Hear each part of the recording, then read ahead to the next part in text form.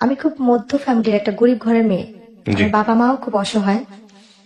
আমার বাবা খুব ছোটখাটো একটা চাকরি করে, একটা হোটেলে কাজ করে। হুম। আমরা ভাই বোন 5 জন। ছোটবেলা থেকে আমরা অভাব জিনিসটাকে ভোগ করে আসছি। জি। একদম মা বাবার ঘরে যখন থেকে মানে একটু ধরে বুঝ হয়েছে তখন থেকে আমরা কষ্ট কি জিনিসটা পাই আসছি। আর আমাদের একটা কষ্ট ছিল সবচেয়ে বেশি বড়, যেটা আমার বাবা মানে হঠাৎ করে সবসময় নিখোঁজ হয়ে যেত ছোটবেলা থেকেই।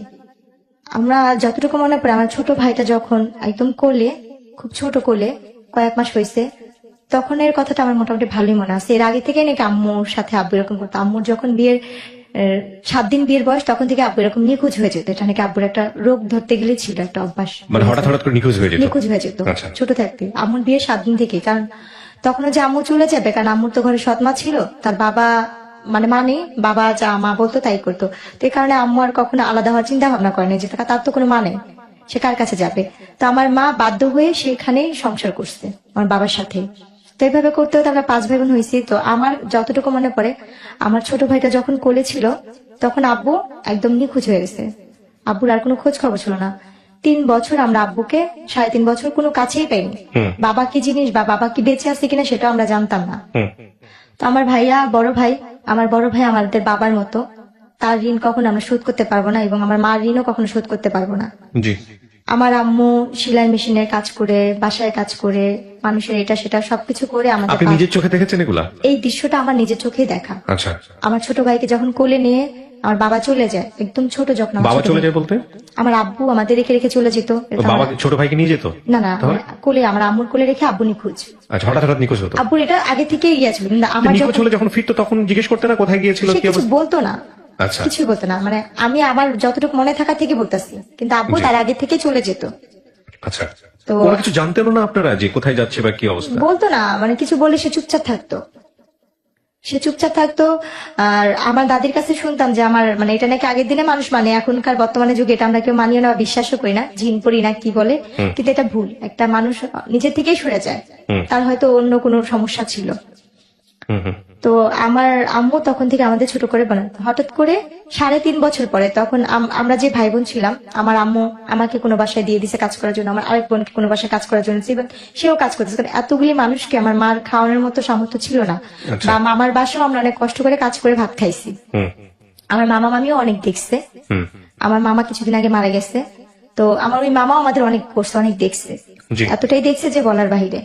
তো যখন আমরা একটু বড় হয়েছি, তখন আমরা আম্মুর সাথেই দেখা গেছে, আম্মু যেখানে কাজ করতেছে আম্মুর সাথে কাজ করতেছি। আম্মু রেডিমেড অর্ডারি ব্লাউজ, বাচ্চাদের রিমা, এগুলো সেলাই করতো ঘরে বসে মেশিনে। পরে আমরা আম্মুর সাথে সে কাজ করছি। এমনও দিন দেখছি আমার আম্মু কাজ করতে করতে সেলাই মেশিনের মধ্যে ঘুমায় গেছে, আম্মুর হাতে সুই ঢুকে এখান থেকে ঢুকে আরেক পার দিয়ে বের হয়ে রক্ত ঝরতেছে। ও, এরকমও দেখছি যে আমার মানে মা, মা এটা করে সংসার চালাতো? আমার মা এই কাজ করে আমাদের সংসার কয় চালাতো। ভাই বোন ছিলেন আপনারা? 5 ভাই বোন। 5 ভাই বোন? 6 জন ছিল, একজন মারা গেছে। আপনি বড় সবার? না, আমি বোনের মধ্যে মেঝো। মেছো? আমার বড় ভাই, তারপর আমার আরেকটা বোন, তারপর সেই বোনের পর একটা ভাই ছিল, তারপর আমি, সে ভাইটাই নাই। হুম। তো ওই সময়গুলো দেখছি। আর আমার আম্মু অনেক সুন্দরী একটা মেয়ে, এত সুন্দর যে এত গুণের। আমার আম্মু মানুষের নকশি খাতা সেলাই করতো, মানুষের রেডিমেড জামা কাপড় এইসব সেলাই করতো, ফাঁকে ফাঁকে কাজও করতো, মানুষের বাসায় কাজটাও করতো। তো তারপরে ওইভাবে করতে করতে 3 বছর, 3.5 বছরের পরে, মানে আমার ভাইয়া আবু চলে যাওয়ার পর আমার ভাইয়ার 8-এ পরীক্ষা ছিল। ভাইয়া ফাইনাল পরীক্ষা দিতে পারেনি পরীক্ষার ফিসের জন্য। ভাইয়া পরীক্ষা না দিয়ে স্কুল থেকে নাকি ভাইয়ের সাথে খারাপ ব্যবহার করেছে, টাকা দেওয়া হয় না, বেতন দেওয়া হয়নি। তো ভাইয়া না পেরে আম্মুকে কিছু না বলেই, তখন টেম্পুর সময় ছিল, টেম্পু চলতো, ভাইয়া টেম্পুর হেল্পারি করতে গেছে। কত বছর বয়স তখন ওর আনুমানিক? আমার বড় ভাইয়ার বয়স তখন কত হবে, 12-13। টেম্পুর হেল্পারি করতে হ্যাঁ, গেছে? আর আমার বয়স তখন ছিল হয়তো বা 5 বছর, স্কুলে যান 5-6 না? বছর। স্কুলে যান নাই? না, ওকে। স্কুল তারপর? তখনও যাইনি। ওকে, তারপর? তো ভাইয়া টেম্পুর হেল্পারি করতো। হুম। তো ভাইয়া যখন টেম্পুর হেল্পারিতে গেছে, তো ওইখানে একটা ভাইয়া ছিল, নাম ছিল বারে। তো ওই ভাইয়াটা বলতেছে কি, তোমাকে তো দেখে মনে হচ্ছে না তুমি হেল্পারের ছেলে। তো ভাইয়া নাকি কান্না করে তার হাত পা ধরছে যে ভাই আমার যেমনি হোক কাজ দিতেই হবে, কাজ না দিলে আমার হবে না, আমার ফ্যামিলি চলে না। তো ওনার ভাইয়ার কান্নাকাটি দেখে মায়া লাগছে, তো উনি আমার ভাইয়াকে হেল্পারিতে নিচ্ছে। এরপরে গিয়ে আমার আব্বুকে, আমরা হয়েছে 3.5 বছর পরে আব্বুকে খুঁজে পাই, আব্বু আসে। আচ্ছা, 3.5 বছর পরে? 3.5 বছর পরে আসার পরে তাকে আমরা পাই মিরপুরে। আমার বাবাকে খুঁজে পাওয়া যায় মিরপুরে 1 নম্বরে। আমার ভাইয়া তাকে খুঁজে পায়। তো বাবাকে পাওয়ার পরে যেমনি হোক, প্রত্যেকটা মেয়ে চায় সংসার ঠিকানোর জন্য, ভাঙার জন্য না। তো আমার আম্মু আমার আব্বু আসার পরে ওই আমার ছোট ভাইটাকে যখন কোলে রেখে গেছে ওকে আয়সা পাইছে 2 বছরের। হুম 2 বছরের না 2 বছর না 3 বছরের মানে বেশি, কারণ ভাইটাকে কোলে রেখে গেছিল। হুম তখন আমার ভাইটা কথা বলতে পারে, ভালোই হাঁটতে পারে। তো আব্বুকে যখন পাওয়া গেছে ওই আব্বুর কারণে আমাদের মিরপুর যাওয়া। আচ্ছা আব্বু মিরপুর বলতেছে যে আমি এখানে থাকবো না, এলাকা সবাই যেহেতু এটা নিয়ে জানাজানি হয়েছে, তুমি কাজ করছো থাক, যার হয়েছে চল আমরা মিরপুর চলে যাই। হুম তখন আমরা ওই এলাকা থেকে মিরপুর চলে যাই। আচ্ছা মিরপুর আমরা যাই 2005 সালে। আচ্ছা 2005-এ আমরা মিরপুর চলে যাই। যার পরে ওইখানে আমাদের আর কোনো কাজ করতো না, কারণ আব্বু আসলে আমাদের আর কোনো কাজ করতে হতো না। আব্বু যে কাজ করতো হোটেলে কাজ করতো, তো আমাদের আল্লাহর রহমতে সংসার চলে যেত। ওকে তো কাজ টাজ করতো 5 বছর, মানে 2005-এ যখন আব্বুকে পাওয়া হয় 6-এর দিকে আমার বোনের বিয়ে হয়। আচ্ছা আমার বড় বোনের বিয়ে হয়ে যায়, ওকে মানে 5-এর শেষের দিক দিয়ে 6-এর আগে আমার বড় বোনের বিয়ে হয়। ওকে বড় বোনের বিয়ে হওয়ার পরে আমার তখন বয়স 10 বছর পার হয়ে যায়, 10-11 বছর পার হয়ে যায়, হুম মানে 11 বছরের মাঝামাঝি। তো আমরা যে এলাকায় থাকি ওই এলাকারই যে বাসায় ভাড়া থাকি, সে পাশের বাসায় একটা লোক ছিল, ওনারা আমাকে রাস্তায় খেলতে দেখে পছন্দ করছে, আমার বাবা মার কাছে বিয়ের প্রস্তাবও দিছে। তো আমার ভাইয়া যে বাসায় গাড়ি চালাতো, ভাইয়া তো গাড়ি চালানো শিখে গেছে, ওই বাসায় গাড়ি চালাতো, ওনার আবার কোনো সন্তান ছিল না নিজের। আমার আম্মুকে নিজের মেয়ের মতোই দেখতো। তো ওই এলাকার মোটামুটি সবাই জানতো আমরা তার নাতি। হুম আমরা ওনাদের বাসায় ভাড়া ছিলাম। তো যখন আমার জন্য বিয়ের প্রস্তাবটা যায়, তখন ওই নানু বলতেছিল যে তুমি কি ভাবতাছো এটা মাতবরের নাতি? ও তো মাতবরের নাতি না, ও কিন্তু ভাড়াটিয়া এখানে। আচ্ছা ও কিন্তু মানে দেখতে শুনতে ভালো, সুন্দর, ওরা সব ভাই বোনই সুন্দর, কিন্তু ও কিন্তু কোনো বড় লোকের মেয়ে না, গরিবের মেয়ে। আচ্ছা তারপর তো আমার ওইখান থেকে ওনারা বলতেছে যে না, আমরা তো বাজারে গেছি, বাজার ভাঙাচুরা হলে আমাদের সমস্যা নেই, আমাদের সদাই দরকার। হুম আমাদের বাজার কেমন হলো সেটা আমরা জানি না, আমাদের সদাইটা আগে মেন দরকার। তো আমার আব্বু আম্মুকে এসে অনেক রিকোয়েস্ট করে, প্রস্তাব দেয়, দেখেন আমরা কিছু চাই না, শুধু মেয়ে চাই। তখন রোজার মাস ছিল। তো আমার আম্মু বললো যে আমার মেয়ে তো ছোট, আমার মেয়ে তো এখনো সাবালক হয় নাই। আমার আব্বুকেও বললো যে দেখেন আমরা খুব গরিব, আর যখন আমার যার সাথে কাবিনটা হয়েছে আমাদের ঘরে ভাইয়া বসার মতো একটা ভালো একটা মুড়াও ছিল না, আমাদের কোনো কিছুই নেই, ঢালা বিছানা মোট কথা আমাদের। এটা কি ঢাকার কথা বলছেন আপনি নাকি? হ্যাঁ, ঢাকাতে ছিলেন তখন আমরা আপনারা? মিরপুরে, আমরা তখন? কখনো গ্রামে যাইনি, ওকে আমরা ঢাকাতেই বড় হয়েছি, জন্ম ঢাকাতে। তারপর তো যখন বলে, তো ওনারা বলে আমাদের কিচ্ছু লাগবে না, যে 5 জন আসবে আমরা সেই 5 জনকে খাওয়া নিয়ে যাবো, এমন কথা ওনারা বলে। শুধু ওনাদের একটাই চাহিদা, মেয়ে সুন্দর, মেয়ে দেখতে শুনতে ভালো, আমাদের এটাই দরকার। আচ্ছা আপনার এই বিয়ের যখন আসলো তখন বয়স কত আপনার? আমার তখন বয়স 11 বছর। মাত্র 11 মাত্র বছর? 11 বছরে, মানে মানে শেষ দিকে, মানে পুরো শেষ হয়নি। মানে ওরা যারা আসছে ওরা শুধু আপনার এই চেহারা দেখে এসছে যে? আমার চেহারা দেখে।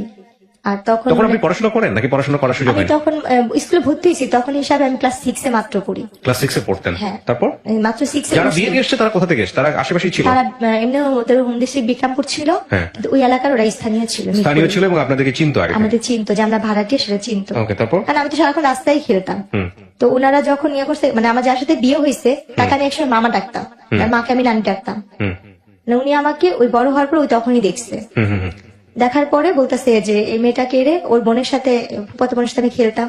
হুম। বলছে মালিহা এটা কে রে? বলতেছে এটা তো জেসমিন, ওই পাশের বাসায় থাকে ওরা। হুম এবার বলতেছে কি মেয়েটা কি করে? বলতেছে ও ওইখানে সরকারি স্কুলে পড়ে, আমার সাথে মেয়ে খেলতে আসে, তখন রোজার মাস ছিল। আচ্ছা তো আমাকে দেখছে ইফতারির 2-3 ঘন্টা আগে, সে আমাকে দেখছে। আচ্ছা দেখার পরে তারা ইফতারির পরপরই তারা চলে আসছে আমার জন্য বিয়ের প্রস্তাব নিয়ে। হুম আসার পরে আমার মা বাবাকে অনেক রিকোয়েস্ট করলো, যেদিন দেখছে সেদিন কথা বলছে, তারপর দিন আমার গায়ে হলুদ হয়েছে। ওকে আমার বাবা মাকে তারা এক পর্যায়ে, আর আমার বাবা মা ভাবছে যে আমরা গরিব, এত বড় লোক জায়গা থেকে আসতে নিজের থেকে মেয়ে নিতে চাচ্ছে, তো একদিন সময় চেয়েছে, তারা সেটাও দেয়নি। তারপর দিন গায়ে হলুদ করছে, তারপর দিন কাবিন করছে ওনারা। বুঝতেন ওই 11 বছর বয়সে বিয়ে কি জিনিস? আমাকে কতটুকু যখন বুঝতেন? আমাকে ওনারা পার্লারে সাজাইতে নিচ্ছে, হ্যাঁ আমি এই যে পাশে যে খেলতাম গলিতে, আমাকে ওই গলিতে কয়েকটা আন্টি ছিল, অনেক আদর করতো, হ্যাঁ আমাকে বলতো ললনা সুন্দরী বলতো। ওনারা আমাকে আদর করে ললনা সুন্দরী বলতো। আচ্ছা আর একটু দুষ্ট টাইপের, মানে খেলাধুলার প্রতি আমার নেশা অনেক বেশি ছিল, আর চুলগুলি একটু বড় ছিল তো যার কারণে। হুম হুম হুম, তো তারপরে গিয়ে ওনারা আমাকে, আমাদের তো পার্লার সাজানোর মতো কোনো সামর্থ্য নেই, যেমন আমার বড় বোনের বিয়ে একটা সুতি কাপড় পরে নর্মাল, মানে বিয়ে লাল বেনারসি শাড়িও না, আচ্ছা। একটা সস্তা কাপড় আমার বড় বোনের বিয়ে হয়েছে, তখন একটু দেখছি। আর আমাকে তারা সুন্দর দামি শাড়ি দিচ্ছে, আচ্ছা। সিটি গোল্ডের জিনিসপত্রই দিচ্ছে, বা স্বর্ণের জিনিস যেটাই দিচ্ছে। আপনার ওই যার সঙ্গে বিয়ের কথা হচ্ছিল ওনার বয়স কত ছিল? উনি আমার থেকে 22 বছর না 23 বছরের বড় ছিল। প্রথম বিয়ে ছিল আপনার? প্রথম যে কাবিনের বিয়েটা ছিল 22 বছর 25 বছরের বড় আপনার থেকে, আর আপনার তখন 10-11 বছর বয়স? না, আমার 11 বছর শেষের দিকটা। 12 বছরে পড়তে হ্যাঁ, যাচ্ছেন? পড়তে তো যাচ্ছে। আপনাকে হ্যাঁ পার্লার নিয়ে যাচ্ছে সাজানোর জন্য? ওনাদের নিজস্বই পার্লার আছে, ওনাদের অনেকগুলো। নিজস্ব পার্লার ছিল? ওনাদের অনেকগুলো নিজস্ব মিরপুরে পার্লার ছিল। ও আচ্ছা আচ্ছা, তারপর? তো তারপরে যখন ওনারা পার্লার সাজে, আমি তো কখনো পার্লারে সাজি নেই, আমার জন্য এটা পুতুলের মতো সাজ। হুম আমি হলুদ দিনও ওনারা সাজাইছে, আমি সেটা তো অনেক খুশি ছিলাম, ফুল টুল দিয়ে। আমার বিয়ের মিষ্টি আমি নিজেই চেয়ে চেয়ে খাচ্ছি। হুম তারপর যেদিন আমার কাবিন হয় সেদিন আমি পাশের পাশে আন্টিকে যে বলছি, পুতুল আন্টি দেখেন আমি আজকে আরো সুন্দর ললনা সুন্দরী হয়ে আসছি, দেখেন আমাকে কত সুন্দর লাগতেছে। সাজলেন, সাজার পরে থাকে না মেয়েদের তো সাজার প্রতি একটা আলাদা ন্যাক থাকে, দেখা নিজেকে আয়না যখন দেখতেছিলেন বউ হিসেবে সাজার পরে। হ্যাঁ, আয়নাতে দেখে তো নিজের প্রতি নিজে অবাক হচ্ছিলাম যে আমি এত সুন্দর বা আমি এত পুতুলের মতো লাগতেছে, আমাকে আমি চিনতে পারিনি। বাট বিয়ে কি জিনিস সেটা আপনি বুঝতেন না? বিয়ে কিছু আমি নিজেই বুঝিনি আচ্ছা আচ্ছা, তারপর? বিয়েটা কি। তো তারপরে গিয়ে আমার কাবিন হলো 2007 সাল আগস্টের 28 তারিখ আমার কাবিন হয়েছে। প্রিয় দর্শক, আলাপনে তো কাবিন হওয়ার পরে ওই দিন তো কাবিন হলো, তো ওনারা কাবিনের পর দিয়ে না আমাকে যখন কাজী লিখতেছে কবুল বলবে, আমার আম্মু নিচে মানে মেহমান আসছে, সবাই খাওয়া দাওয়া দিচ্ছে, আব্বু নিচে দাঁড়াচ্ছে কে কে আসবে। তো ওনারা বলতেছি তাতেই করেন ইফতারির আগে বিয়ে পড়াবো, ইফতারির আগে বিয়ে পড়াবো। তা আম্মু ওরা বলছিল কি ইফতারির পরে একবারে ঠান্ডা মাথায় বিয়েটা পড়ে। তো ওনারা খুব তাড়াতাড়ি করতেছিল, ওনাদের বাসায় হয়েছে, আমাদের বাসাও না কাবিন হয়, ওনাদের ফ্ল্যাটে ওনাদের বিল্ডিং এ নিয়ে কাবিন করেছে। কারণ আমাদের বাসা তো সুন্দর না, আমাদের বাসাতে মানুষ আসতে পারবে না, মেহমান আসতে পারবে না, এই জন্য। তো আমার আম্মু সবাইকে খাওয়া দাওয়া দিচ্ছে, কাজ টাজ করতেছে। এর মধ্যে আমার ভাইয়া বসা ছিল আর আমার বড় বোনের ভাসুর বসা ছিল। জি। তো ওর মধ্যে ওনারা বলতেছে কি আমার বাবার নাম, আমার মায়ের নাম, সবার নাম নিচ্ছে, লিখতেছে। তো আমাকে কবুল বলতে বলছে, আমাকে কিন্তু আমার একবার মামি আর আমার নানি শিখা দিছিল, তোর যদি কবুল বলতে বলে তুই কখনোই কবুল বলবি না, চুপচাপ থাকবি। অনেকক্ষণ পরে আমরা যখন বারবার তোরে বলবো বল বল বল, তারপর তুই বলবি। কিন্তু আমি আর সেই জিনিসটা বুঝিনি। আমাকে যখন কাজী বলতেছে বলো মা বিসমিল্লাহ কবুল, আমি বলছি হ্যাঁ কবুল কবুল কবুল, একসাথেই বলে দিচ্ছি কতবার, মানে হিসাব ছাড়াই। আমার একটু মনে ছেলেটাকে পড়ে, দেখেছেন না, এটার সঙ্গে বিয়ে হচ্ছিল আপনার? তাকে তো আমি ছাদে খেলার সময় দেখছি, কিন্তু একবার। ওভাবে কখনো বড় ভাই হিসেবে জানতেন নাকি? মামা হিসাবে জানতাম। আর তার মাকে আমি রানী ডাকতাম।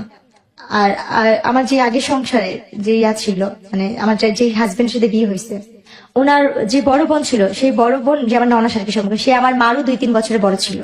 এরপরে গিয়ে আমার আম্মু এসে বলতেছে কি যে আসেন আমরা বিয়ে পড়া ফেলে আপা, আমার ফুপু শাশুড়ি নাম ধরে বলতেছে যে আসেন আমরা বিয়ে পড়া ফেলে। তো আমার ফুপু শাশুড়ি বলছে আল্লাহ বিয়ে তো হয়ে গেছে। আমি কান্না করতেছি, না না আমার তো বিয়ে হয় না, আমার তো বিয়ে হয় না, আমার বিয়ে করাইবা না।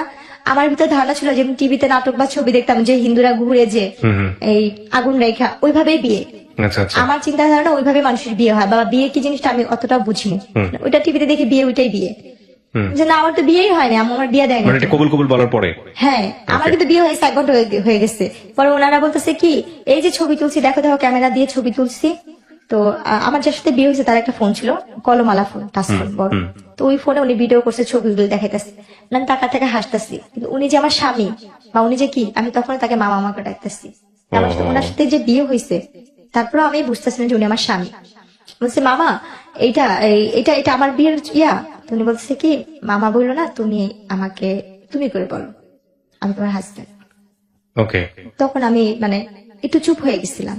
এরপরে গিয়ে ওনারা আর কি আমাকে বলতেছে, আমার আম্মাকে, আম্মু বলছে তাহলে আমরা ওরে নিয়ে যাই। বলছে না দেখেন যেহেতু কাবিন হয়েছে, ছেলে মেয়ে তো একসাথেই থাকুক। আম্মু বলছে না আপনারা তো বলছিলেন যে মেয়ে সাবলোক না হওয়া পর্যন্ত আপনারা ছেলে মেয়েকে এক জায়গায় করবেন না। বলছে ও তো আগে মামা ডাকতো, ওর তো একটু ফ্রি হওয়ার দরকার আছে, একটু থাকুক, কথা টথা বলুক, রাতে আমাদের সাথেই থাকুক, তারপরে আমি তারপর দিন নিয়ে দিয়ে আসবো নি। পরে আম্মু আব্বু মানে চুপচাপ থেকে আমার নানি বলতেছে কি যে না ঠিকই আছে, রেখে যা, কারণ থাকার দরকার আছে, বোঝার দরকার আছে যে ও এখন আরেক বাড়ির বউ, প্রত্যেক কাজটা। তা আমার শ্বশুর বাড়িটা ছিল রাস্তার এই পারে ছিল আমার শ্বশুর বাড়ি, 1 গলির পরে আর কি আমাদের বাসা। মানে আবার চাইলে ভিতর দিয়ে আরেকটা গলি আসতে যাওয়া যেত, বলা যে এই পারে ওই পার। এরপরে গিয়ে রাতে যে কাহিনীটা, ওনারা অনেক সুন্দর করে ফুল টুল দিয়ে ঘর সাজাইছে, রুম সাজাইছে, আমাকে নিচ্ছে, আমি নিজের ঘরে নিজে ফুল টুল নিয়ে টেটুনি খেলতেছি, আমি নিজেই ওইটা যে আমার ঘর। তো ওনাকে দেখে আমি খুব ভয় পাইতাম, আমি বিয়ের আগে থেকে ওই মামাকে দেখলে ভয় পাইতাম, কারণ সে তো পলিটিক্স করতো, রাজনীতি করতো, তাকে আমি খুব ভয় পাইতাম। তার চোখ অল টাইম লাল থাকতো, আর খুব ফর্সা মানুষ তো। লাল কেন থাকতো এটা বুঝতেন না? না আমি ওটা কখনই বুঝতাম না। আচ্ছা, তারপর ওনাকে যখন ওই রুমে দেখছি না, আমি ভয় চুপচাপ হয়ে গেছি। উনি না গুন্ডা, ওনাকে না সবাই ভয় পায়, এলাকার সবাই ওনাকে নাম ধরে যেটা বলে। উনি এই ঘরে কেন, উনি কি আমার সত্যি তেল স্বামী? উনি তখন বলে উনি আমার হাজবেন্ড। তো ওই জিনিসটা আমার ভিতরে ভয় কাজ করছে। তো তখন থেকে তার ভিতর থেকে আমার একটা দূরত্ব, সে যে আমার স্বামী সেটা আমি কখনোই মানতে পারতাম না, ভয় পাইতাম। তারপরে ওই দিনের ঘরে আমাকে কোনোভাবেই দিতে পারবেন, যতবারই দেয় হয় খাটের নিচে পলে, এই রুমে ঢোকাচ্ছি, ওই পাল্টে বাড়িতে বের হয়ে যাচ্ছি। আমার সারাটা রাত এভাবেই গেছে। মানে কোনোভাবে আমি কান্নাকাটি করতেছি, চিল্লাইতে আসছি। পরে আমার যে ফুপু শাশুড়ি ছিল উনি বলতেছে ঠিক আছে থাক, ও আমার সাথে ঘুমাক, আমি পরে তোকে ডাক ইয়ে করে দিবনি। হুম রাতে তো খাওয়া দাওয়া করলাম ওনাদের সাথে সবাই একসাথে। হুম খাওয়াটার পরে ছবি তুললো, আমাকে জোর করে উনি নিয়ে নেওয়া ছবি তুললো, হুম। আমার হাজবেন্ডের সাথে ছবি তুললো। হুম পরে এক পর্যায়ে যেহেতু কেউ নাই আমার বাবা মা এখানে, আর যেহেতু আমার বিয়ে হয়ে গেছে এটা আমাকে বুঝতেই হচ্ছে, শ্বশুর বাড়িতে চলে গেছেন। হ্যাঁ হুম তখন ছবি তুললো, ছবি তুলছি, ওনাদের সাথে আসছি, কিন্তু ওনার সাথে আমি ওরকম ভাবে কথা বলছি না। উনি আমার শরীরে হাত রেখে ছবি তুলছে, আমি তারপর ভয় পাচ্ছি, হুম শুধু ভয়ে ওখানে ছবি তোলা। এরপরে গিয়ে সকাল মানে রাতে যখন আমার ফুপুর সাথে শাশুড়ির সাথে ঘুমাইলাম, হুম মাঝরাতে তখন 4টা বা 3:30 বাজে, হঠাৎ করে ঘুম ভাঙছে, দেখি যে না উনি ওই রুমে আমাদের সাথে একসাথে শুয়ে আসছে। আচ্ছা তো যাক, তখন ওই মুহূর্তে তখন দিয়ে উঠে বসে বসে কান্না করতেছি যে আমি মনে হয় আর বাবা মার কাছে যেতে পারবো না। হুম এত বড় লোক বাড়ি, এত সুন্দর ঘর বাড়ি, কিন্তু পুরোটাই আমার ভালো লাগতেছে না, আমার নিজের মতো মনে হচ্ছে না। হুম। যতটা আমার ভাঙা ঘর বা খুব ছোট মাটির বাচ্চা যেসব বিছানা, অনুভূতি গুলো আসে, রাইট। হ্যাঁ আমার ফ্যামিলিটাই আমার কাছে বেস্ট। হুম তো আমি ভাবতেছি কখন সকাল হবে, কখন আমি বাসায় যাব, হুম কারণ আমি এই বাসা তো চিনি আর আমাদের বাসাও চিনি। ওকে এর করতে যখন সকালে ফজরে আজান দিল, আমি বসে রয়েছি, একবার লুকায়, ওনারা সবাই ঘুমে, কেউ জানেই না, আমি দৌড় দিয়ে যে দেখে আসলাম, ওনার বাসা ছিল 3 তলা, তো ওনার 3 তলা থাকতো, দৌড়া যে দেখছি কেচি গেট খুলছে কিনা, দেখছি না কেচি গেট খুলে নেই অত ভোরে, আবার দৌড়া চলে আসছে, এসে খাটের নিচে লুকায় আসছি, হুম বসে আসছি। এরপরে যখন সকালবেলা 6টা বাজে, আমি তখন ওই মুহূর্তে বাসা থেকে চলে আমাদের বাসা চলে যাই, হুম গেট টেট খুলে আমি আমাদের বাসা চলে গেছি। আমি আমাদের বাসা যা ঘুমাই, আম্মু বলতেছে তুমি এত সকালে, আমি বলছি, ওনারা আমার পাঠা দিচ্ছে, হুম। ওনারা বলছে তুমি বাসা যাওয়া, আচ্ছা আমি এই জন্য বাসায় এসে পড়ছি। তা ওকে আম্মু ভাবছে যে যখন সত্যি বলছে, তো আমি বাসায় যে ঘুমাই রয়েছি, এদিক দিয়ে ওনারা খুঁজতে বাসায়, আর আমাদের তো ফোন নাই যে আমাদের বাসায় ফোন দিবে, মোবাইল টোবাইল কিছুই নেই যে ফোন দিবে। হুম তো ওনারা খুঁজতেছে অনেকক্ষণ পর ওনাদের বাসায় কাজের মেয়েকে পাঠাইছে, জি পাঠায় যায় বলতে জেসমিন কি বাসায় গেছে, বলে কই, হ্যাঁ ও তো কোন সকালে এসে ঘুমা রয়েছে, আপনার Okay. ওরা নাকি পাঠা দিচ্ছে ওর ফুপু শাশুড়ি। ওকে বলছে, দেখছেন হ্যাঁ সবাই ম্যাডামরা খুঁজতেছে, ওরা কেউ পাইতেছে না। ওরা আম্মু আমার বকা দিল, দুটো থাপ্পড় দিল, যে তুমি এখন বড় হয়েছো, তোমার বিয়ে হয়েছে, তুমি তো যখন তখন জেলে আসতে পারবে না, আসলে কে তোমাকে নিয়ে ওনারা সংসার করবে, তুমি তো মেয়ে মানুষ, তোমার কপাল দোষে এখানে বিয়ে হয়েছে, ভালো জায়গায় বিয়ে হয়েছে। হুম হুম আম্মু বোঝালো, আম্মু মতো করে আম্মু বুঝলো যে এখন ওইটাই তোমার আসল বাড়ি, ওখানে সুখ হোক দুঃখ হোক তোমার এখানে ভাগ্য করে থাকতে হবে, হুম। আর তোমার কপাল ভালো যে তুমি এমন ফ্যামিলির একটা বউ হইছো। এগুলো যেটা বোঝায় আর কি হ্যাঁ, অভিভাবকরা। বুঝি। হ্যাঁ বেশি দিন তো না, তুমি কয়দিন থাকো, তোমাকে পরে উঠা দেওয়া যখন হবে তখন, হুম এই কয়দিন ওইখানে যে থাকো, পরে আবার আম্মু নিয়ে দিয়ে আসতে। ওনারা সেদিন ওনাদের বাসায় অনেক মানে পার্টির আয়োজন করছে, লোকজন আসতে, বউ দেখছে, হুম সবাই বলতেছে না বউ অনেক সুন্দর হয়েছে, সবাই নাম ধরে ধরে বলতেছে ওর বউটা অনেক সুন্দর ভালো হয়েছে, হুম। কিন্তু অনেক ছোট, বয়স ছোট। বলছে হ্যাঁ ঠিক হয়ে সিক্সে যাবে। পড়তেন তখন আপনি? হ্যাঁ। এরপরে যেটা হয়েছে, আমাকে আমার বাবার বাসা দিয়ে গেছে, 3-4 মাস পরে ওনারা ঘুরতে যাবে, ওনার সাথে ঘুরতে যাওয়া অবস্থায় যখন ঘুরতে গেছি, আমার অলরেডি তখন বাচ্চা কনসিভ করছে, আচ্ছা এটা আমি বুঝতে পারিনি যে আমার গর্ভে বাচ্চা।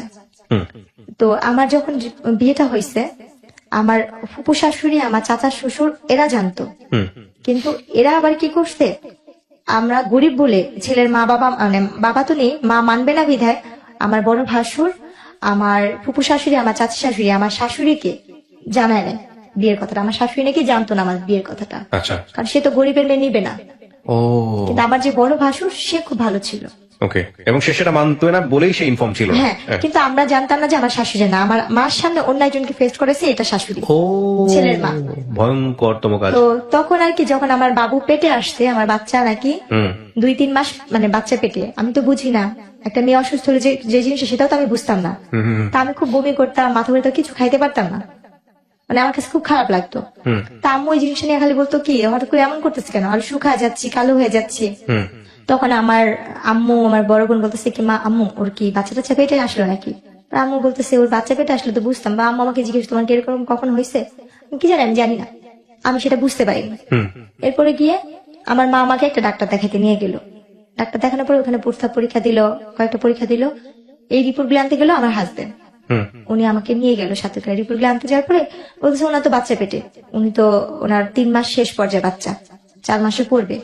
তো এই কথা শোনার পর উনি খুব খুশি হয়, হুম উনি খুশি হয় ওনাদের গ্রামের বাড়িতে আমাকে নিয়ে যায় বিক্রমপুরে, আচ্ছা উনি আমাকে বিক্রমপুরে নিয়ে যাবে, এই ফার্স্ট আমি আমার শ্বশুর বাড়িতে যাচ্ছি।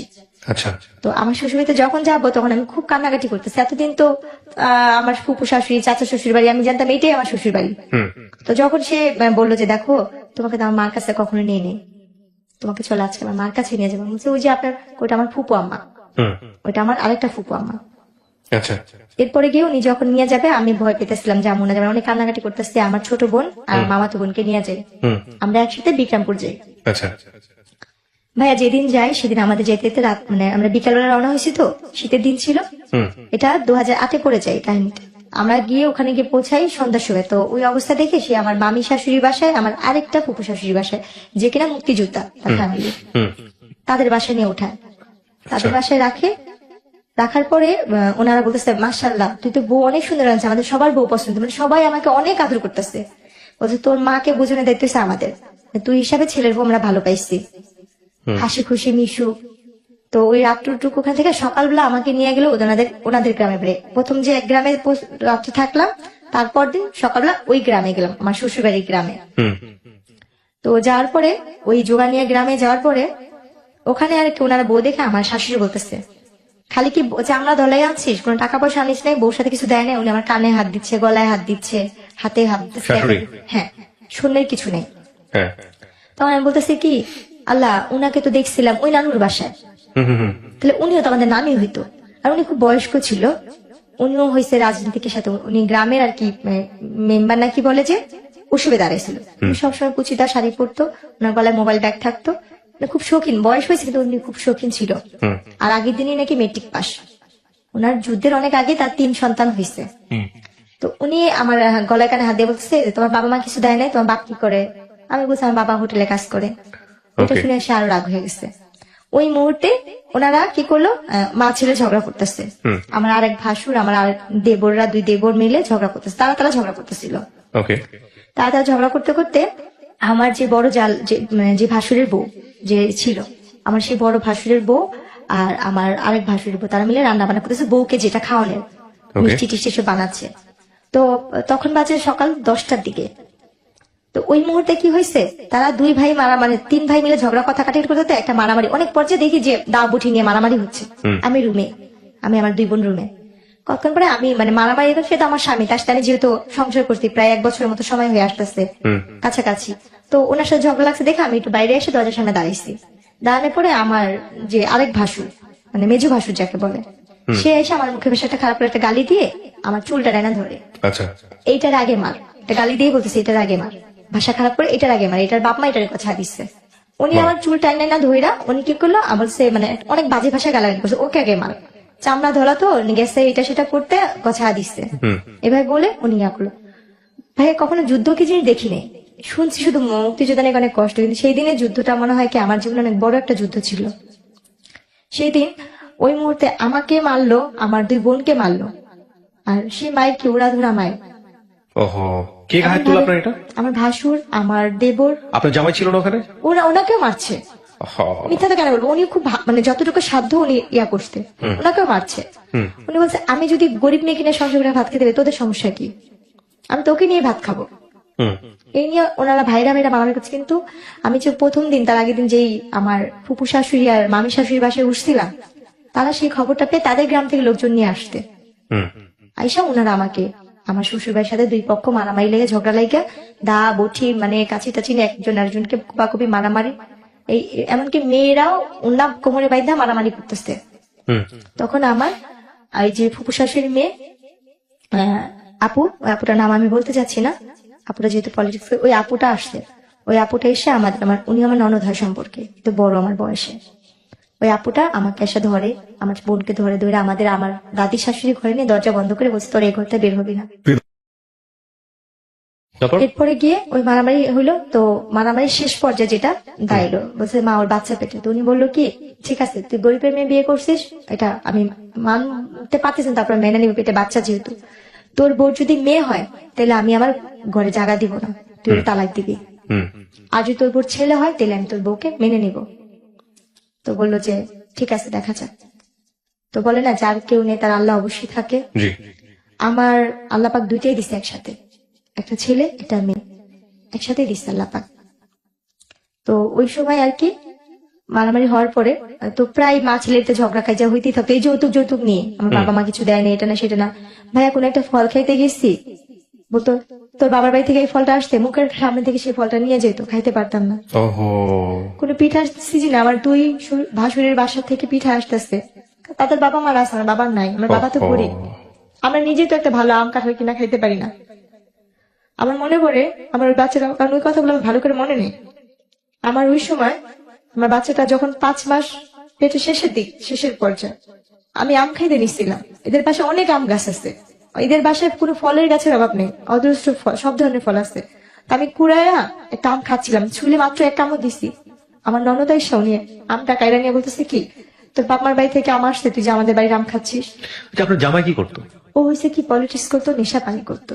ওইগুলোর দিকে কোনো খোঁজ খবর থাকতো না? আপনি জামার সাথে এগুলো শেয়ার করতেন যে আমার সাথে এরকম হয়েছে বাসায়? কখনো বলতাম না, কেন বলতাম না, ভাবতাম কি তার বাবা মার নামে বদনাম করবো যদি সে এটা না মানে, না মানে, আচ্ছা। ভাই বোনের নামে বদনাম করবো যদি সে না মানে। আমি তো গরিবের মেয়ে, হুম ভাগ্য তো সে আমি এরকম বাড়ির বউ হয়েছি। হুম এরপরে ওই আম কাঁঠাল নিয়ে, তাই একদিন আমার মাকে আমি ফোন দিয়ে বলি, আম্মু তোমরা নিজেরা খাও বা না খাও, আমার যদি পারো একটু আম কিনা পাঠাও, একটু কাঁঠাল কিনা পাঠাও, হুম কোনো ফলের দিন আমাকে একটু ফল পাঠাও, বা কোনো পিঠার দিন আমার একটু পিঠা পাঠাও। হুম। তা আম্মু চিল্লা পাল্লা করতো, তোর যদি দিই আমার তার একটা মেয়ে আছে, কারণ সে তো কষ্ট করে, মানে দুজনকে দিতে হবে? দুজের কেটে দিতে হবে। সেটা তো সামর্থ্য নেই। এখন আম্মু আমাকে বকতো যে দিলেই তো লাইট হ্যাঁ। আসবে, কোথেকে দিব, রাইট। সেই কথা বলতো, দেই না দেই নেই, এরকম হয় শ্বশুর বাড়িতে, দিয়ে কথা হয়, বলে সহ্য করে থাকতে হয়, মেয়ে মানুষ না তুই, হুম এই কথা বলতো। তো সেখানে আমি বলার জায়গা পাইতাম না। আর আম্মু যখন এই যে মারামারিটা হয়েছে, তখন যে আম্মু বলতে কি বাচ্চাটা ফালা দে, তোর আমরা নিয়ে আসা করি, হুম ছাড়া তো বলতাম যে আম্মু মেয়েদের জীবনে কয়বার বিয়ে হয়, তুমি না এত কষ্ট করে আমাদের বড় করছো, তাহলে আমি এখান থেকে যদি যাই মাসে তো খারাপ বলবো। হুম আমি ভাইয়া যতটুকু সাধ্য ছিল, আমি যথেষ্ট পরিমাণে ওই ফ্যামিলিতে থাকার জন্য অনেক চেষ্টা করছি ভাইয়া। হুম তারপরে গিয়ে ওই ফলের ইয়া যাওয়ার পর, ওরা তো আলু দিনে আলু লাগাতো অনেক, তো আলু লাগানোর জন্য যে মানে কাজ করার লোক আসতো, গ্রাম দেশে বদলি বলে, হুম। অনেকগুলো করে ভাত রান্না করতে হতো। আমি তো কখনো লাড়কিতে রান্না করিনি, জি। তো লাড়কিতে রান্না করতাম, ধানের দিনে ধান নিতাম, আলুর দিনে আলু কাটতাম, পাটের দিনে পাট নিতাম, যা আমি জীবনে কোনদিন চোখেও দেখিনি, সবকিছু করতাম। তো একদিন ওই ভাতের মার গালতে যা মানে ভাতটা পড়ে গেছিল, আমার শাশুড়ি এসে আমার এই যে হাতটা পুড়া দিছে, এখানে জ্বলন্ত কয়লার লাড়কি দিয়ে এখানে পুড়া দিচ্ছে, এখনো চিহ্ন আছে এই জায়গাটা, জ্বলন্ত কয়লার আগুনটা লাগা দিচ্ছে।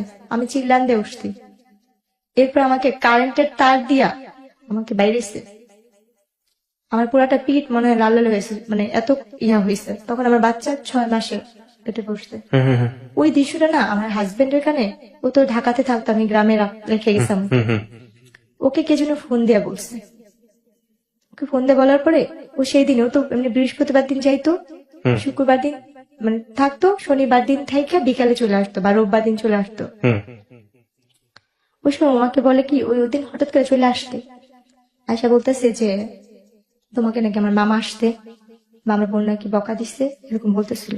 আমি ওনাকে কিছুই বলতেছিলাম না, চুপচাপ হয়ে গেছি। মানে এই কাহিনীটা বলার আগে গ্রাম দেশে তো 6টা-7টা বাজে সবাই মানে নিঝুম হয়ে যায়, যার যার মতো। তো সেদিন আমাকে অনেক মারছে, তো আমি আমার সব কাজটা সেরে আমি আমার ঘরে, আমি যে ঘরটা থাকতাম সেটা একটা পুরানো তো লাড়কির ঘর ছিল, কারণ আমার বাবার বাড়ি থেকে কোনো ফার্নিচার দেয় না দেখা, বা কোনো ক্যাশ টাকা দেওয়া হয়নি দেখে আমার ভাগ্যে ভালো কোনো ঘর জুটে নেই।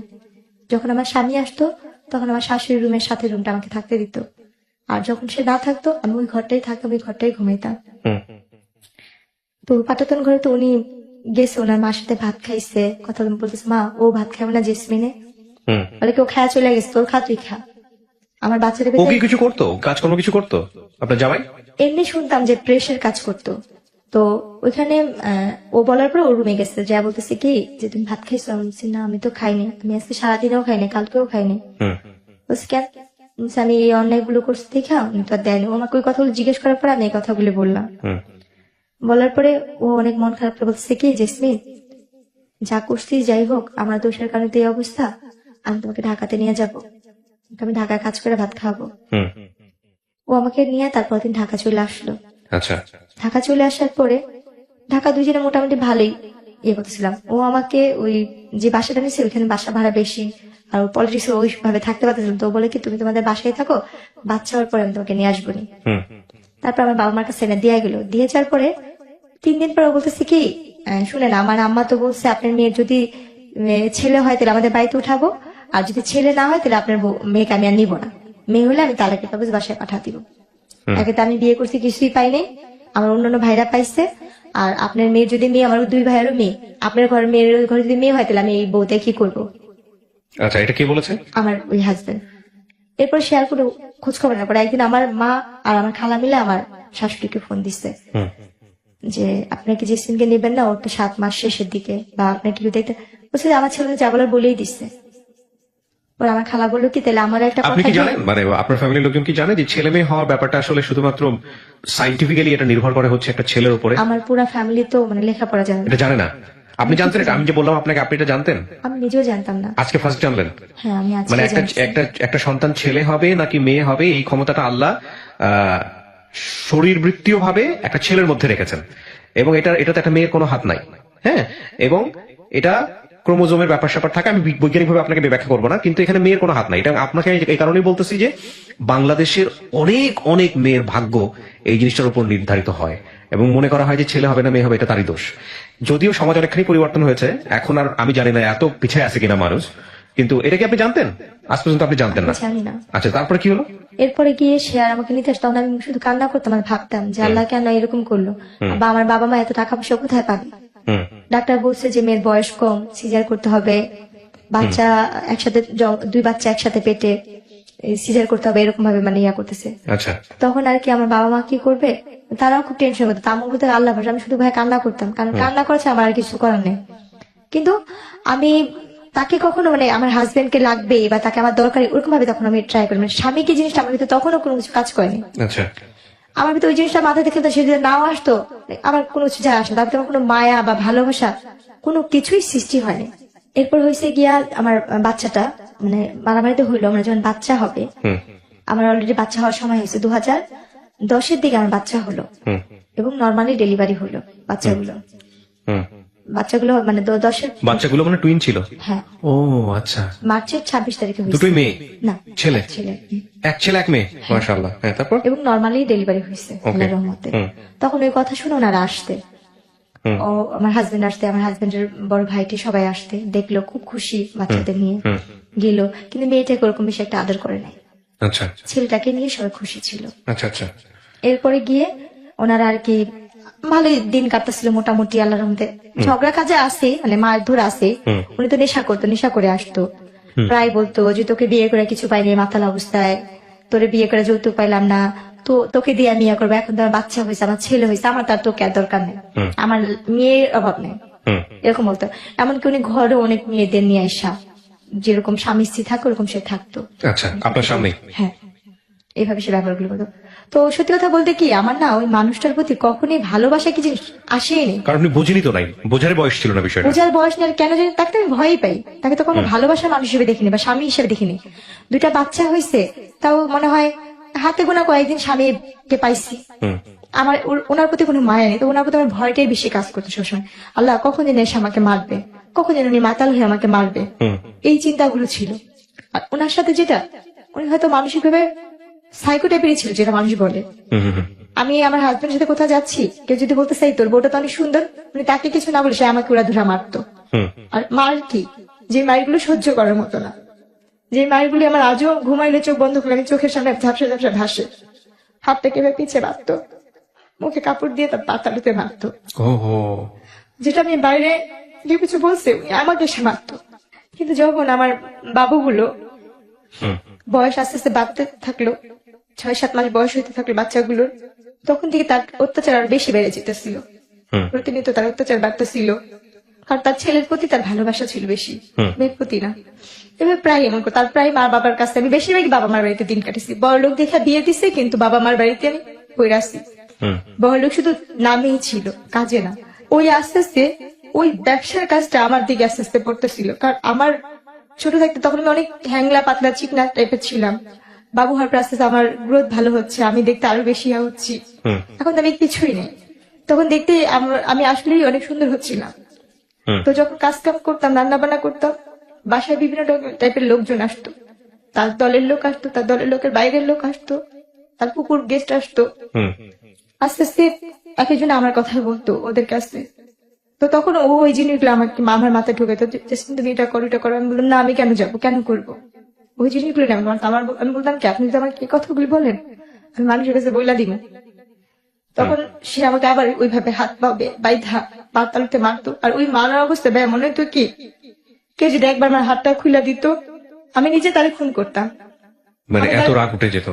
এমন ভাবে মারতো যে মারগুলি মানে ভাষায় প্রকাশ করা যায় না। মানুষ নাকি রিমান্ডে অনেক মারধর করে, কিন্তু আমি এই জীবনে রিমান্ডের মায়ের অনেক খাই আইছি, অনেক রিমান্ডের মায়ের খাই আইছি, যে মায়েরগুলি আমি চোখ বন্ধ করলে আমার চোখের সামনে ভাসে, কাউকে বলতে পারি না। মনে হয় যে আস্তে আস্তে মানসিক রোগী আমি নিজেই হয়ে যেতেছি। উনি কি, ওনার থেকে বেশি এখন মেন্টালি টর্চারিং আমার হচ্ছে। বাপ মার কাছে যেমন, বাপ মা তো গরিব, বাপ মা কোথেকে আমরা সাহায্য করবো? আমার কিছু বলতে গেলে বলতে হুমকি দিত, আমার ভাইরে এটা করবো, ছোট ভাইরে ওই করবো, বড় ভাইরে করবো। চিন্তা করতাম আমার লেগে আমার ভাইদের করতে হইব, আমরা তো নিজেরাই গরিব। ওনার সবকিছু মানতাম, খালি পারতাম না নিজের দেহটার বিলা দেওয়ার জন্য। যা বলতো তাই করতাম, যেটা বলতো সেটাই করতাম। আর স্বামীতে যে ভালোবাসা, তাকে আমি তো কখনই আমার ভিতরে কখনো আসেনি। তার জন্য মানুষ যেমন একটা মেয়েকে ভাড়া করে আনে, ব্যবহার করে, আমি ওনার কাছে সেরকমই মনে করতাম যে উনি যে মেয়েটাকে আজকে আছে আমি তাদের ভিতরে একজন। এই জিনিসটা মনে করতাম সবসময়। তারপরে গিয়ে এই যে বাবা খাওয়াটা, উনি বাবা খাওয়া তুললো আস্তে আস্তে আস্তে আস্তে আমাদের সংসার ধ্বংসের পথে চলে যেতেছিল। তার ভাই বোন তারা তো সবাই এক সাইডে হয়ে যেতেছে, শুধু তার সাথে তার দুই ভাই আর তার মা ছাড়া আর কেউ তার সাথে মিলতো না। কারণ তারা তো এই ধরনের ব্যবসা করতো, তার একটা ফুফু ছিল এই ধরনের কাজ করতো। প্রিয় দর্শক এবং শ্রোতা, আপনারা শুনছেন এবং দেখছেন। আমার যতটুকু লাস্টের দিকটা মনে পড়ে, আমার উপরে তো যে অত্যাচারগুলি গেছে তো গেছি, আমাকে গ্রামে নিয়ে আমি বসে, এরপরে পুলিশ কেস হয়েছিল বংশাল থানার ভিতরে আমাকে, ওর নাম। আচ্ছা। তবে যে বাসায় থাকতাম সে বাসায় আমাকে একবার অনেক মারতেছিল। ওই দিন মনে হয় আমাকে ছাদ থেকে ফালা দেওয়ার কোনো প্ল্যান করছিল। আচ্ছা। যে বিল্ডিং এ থাকতাম 7 তলায়, আচ্ছা। তখন পুরান ঢাকায় থাকি। তো ওইখানটা আমার যেটা মনে পড়ে, আমার অনেক মারতেছিল, এত মারতেছিল যে মানে ভাষায় মারতে মারতে টাইনা টাইনা আমার ছাদের কর্নারে নেওয়ার চেষ্টা করতেছিল। আমি কোনোভাবে যাবো না, আমি দরজার সিট ইয়াটা ধরে রাখছি।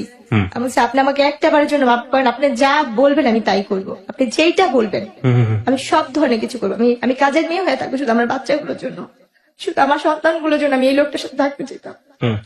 আর আমার নিজের প্রতি, নিজের দেহের প্রতি কোনো লোভ ছিল না, এই দুনিয়ার কোনো কিছুর প্রতি আমার লোভ নেই। আমার শুধু একটাই শখ ছিল, আমি একটা ঘরের বউ হবো, একটা যৌথ পরিবারের বউ থাকবো, একটা সংসারী মেয়ে থাকবো।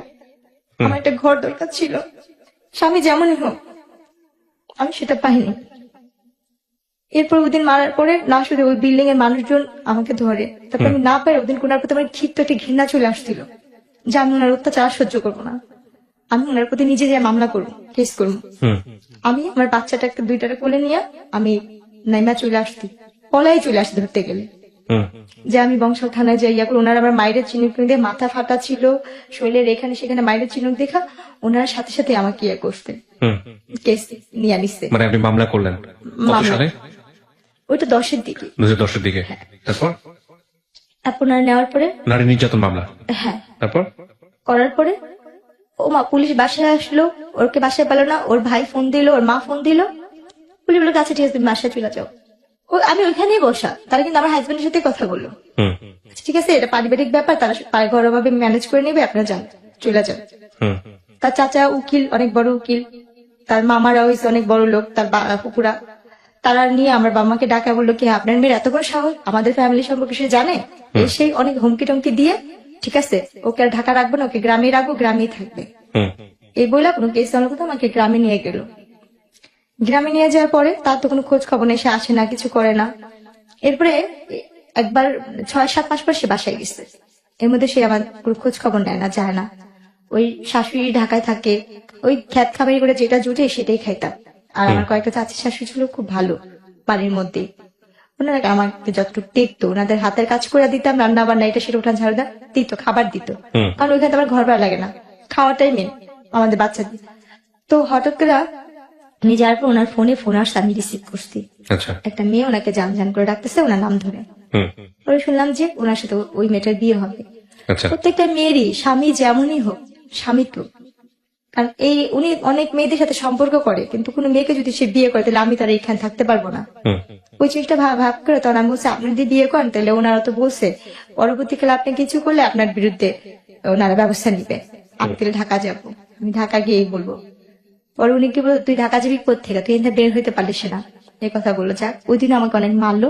তারপর দিন আমি গ্রামের চেয়ারম্যান মেম্বারকে ডাকাইছি, ওদের ডাকাইলো, ওদের সমাজ থেকে এমনিতে এক ঘুরে করে রাখতো। তারপরে গিয়ে যেটা করলো, গ্রামের চেয়ারম্যান মেম্বারের বিচার করে দেওয়ার 1-2 দিন পরে 2 দিন স্বামীর সাথে খুব ভালো ব্যবহার করলো, খুব ভালো ব্যবহার করলো।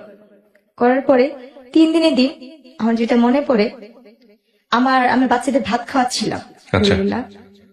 পিছন থেকে আমার হাতটা কে ধরছে আমি সেটা জানি না, আমার আজও মনে পড়ে না। সামনে থেকে আমার শাশুড়ি এরকম আমার গালটা চেপা ধরছে 2 হাত দিয়া, আর আমার স্বামী আমার পাও দুটা ধরে রাখছিল। আমার অতটুক দৃশ্যই আমার মনে আছে, আর কিছু মনে নেই বা মনে পড়েও না। তারপর এরপরে যখন আমি 15 দিন না 20 দিন পরে যখন আমার সেন্স ফিরছে বা আমি একটু সুস্থ হয়েছি, তখন শুনে জানি মেডিকেলে, ও মাই গড, হাসপাতালে আমাকে মায়েরা কোন ধরনের ঘুমের ওষুধ খাওয়ায়া আমাকে বস্তায় ভরে বুড়িগঙ্গা নদীর এখানে ফালা দেওয়া হয়েছিল। ও হো, কিন্তু আমার আল্লাহ কেন বাঁচেছে আমি জানি না। আমার এই জীবনের প্রতি ঘৃণা, নিজের জীবনের প্রতি শুধু ঘৃণে। তখনই আল্লাহ আমার নিয়ে যেত এই দুনিয়া থেকে। যদি তখনই আল্লাহ আমাকে নিয়ে যেত, তাহলে আজকে আমি যেখানটা আসছি বা যেখানে কথা বলতে আসছি, হাজার হাজার মানুষ আমার যেখানে দেখবে আমাকে দেখতো না। কারণ আমার বাবা মা গরিব কিন্তু পর্দা করে, আমার বাবা মা 5 ওয়াক্ত নামাজ পড়ার চেষ্টা করে। এরপরে যখন আমি একটু সুস্থ হইলাম, আপনাকে ওই বস্তায় করে ওখান থেকে বের করছে কে, কি জানছেন? সুইপাররা নাকি, আমি যেটা শুনছি আর কি, হ্যাঁ সুইপাররা রাস্তা ঝাড়ু দেয় না, হ্যাঁ, ওনারা আমাকে দেখতেছে, আমার এই মাথাটুকু একটু পেড়হা নাকি ছিল, আমার সর্বমুখ নীল হয়ে গেছিল। আচ্ছা, পিত্ত নাকি যেরকম নীল থাকে আমার আম্মুর কাছে শুনছি, হ্যাঁ ওরকম নীল টাইপের। আমি নাকি একটু একটু করে মুখটা আমার এই খানটা নড়তেছে পানির জন্য, হুম পানির জন্য নাকি গলাটা কাঁপতেছিল। হুম, তখন নাকি ওইখানে কারণ নাকি করতে পানি টানি দিচ্ছে, মেডিকেলে নিচ্ছে।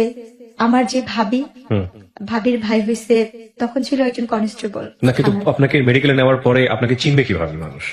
চিনবে বলতে ওই যে আপনি পরিচয় বলে দিয়েছেন যে আমার না, বাড়ি না, তাহলে? আমি পরিচয় বলিনি। তাহলে যেখানে আমার ফালানো হয়েছিল হ্যাঁ। ওই থানার কনস্টেবলের কাজ করতো আমার ভাবির বড় ভাই, আপন বড় ভাই। উনি দেখে চিনেছে আপনাকে? উনি উনি বলতেছে কি, আমার ভাবির নাম ধরে বলতেছে কি, হ্যাঁ। তো ননদ কইরে জেসমিন কত গ্রামের বাড়িতে কত নাই। আচ্ছা ওরা বলতেছে কি, তোরা একবার মেডিকেলে আসতে পারবি, সেম দেখতে ওর মতনই একটা মেয়ে। আচ্ছা আচ্ছা, আর এ কথা শোনার পর না, তার 3-4 দিন আগে থেকে মার মন তো, আমার মা নাকি খালি বলতে করে ওর সাথে একটু কথা বলতে পারতাম, ওর সাথে একটু কথা বলতে পারতাম, একটু দেখতে পারতাম। হুম, তো যখন ভাবির কাছে কথা শুনছিলাম, তখন নাকি আমার আম্মু খালি এটা আমার মেয়ে, এটা আমার মেয়ে, চলো যাই চলো যাই। হুম, তখন আমার ভাইয়া, আমার আম্মু, আমার খালাতো বোন সবাই মিলে গেছে মেডিকেলে।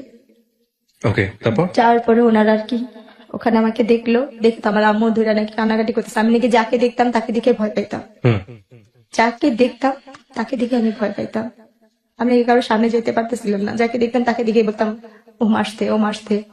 তারপরে ওই সাংবাদিকরাও নাকি গেছিল ওইখান থেকে আমাকে ঢাকা মেডিকেলের মানবাধিকারের শাখায় পাঠা দিছিল নাকি ওসিতে। আচ্ছা, ওখানে আমার চিকিৎসা হয় এবং ওইখানে আমার এই চোখের কর্নিয়াটা নষ্ট করে দিয়েছিল। আমি 3 বছর চোখে দেখতে পারিনি, এই বাম পাশের এই চোখটার এটার জন্য এই চোখের সমস্যা হয়েছিল। তারপর? তো ওই সময় চোখে আমার আঘাত পড়ে এবং গলার মধ্যে এই ঠানটা হয়ে গেছে, কথা ফ্যাস ফ্যাস করে আসতো, কথা আচ্ছা। ভালো করে বলতে পারতাম না। তারপর? এরপরে যখন আমাকে বাসা নিয়ে গেল, 20 দিনের না 25 দিনের দিন বাসা নিয়ে গেল, ওর যে যারা সাংবাদিক মাধ্যমে আমার চাচা শ্বশুর এসে বলছে এই কেস নিয়ে যদি করেন তাহলে আপনাদেরই সমস্যা হবে। হুম হুম, হুম, তখন আমার বাপ মা চিন্তা করলো আমরা তো এদের সাথে কখনো পারবো না, কিছু করতে পারবো না। হুম, তা আমার বাবা মা কি করলো, না পায়রা আমরা মিরপুর থেকেই ওই এলাকা থেকে আমরা আবার চলে আসলাম আচ্ছা খিলগাঁওতে। আচ্ছা, এদের সাথে আমরা আর কোনো কিছুতে বাড়াবাড়ি করতে যাইনি, বাড়াইনি। মানে পরবর্তীতে মামলা করেন নাই বা এরকম কোনো কিছু, কোনো অ্যাকশনই যান নাই?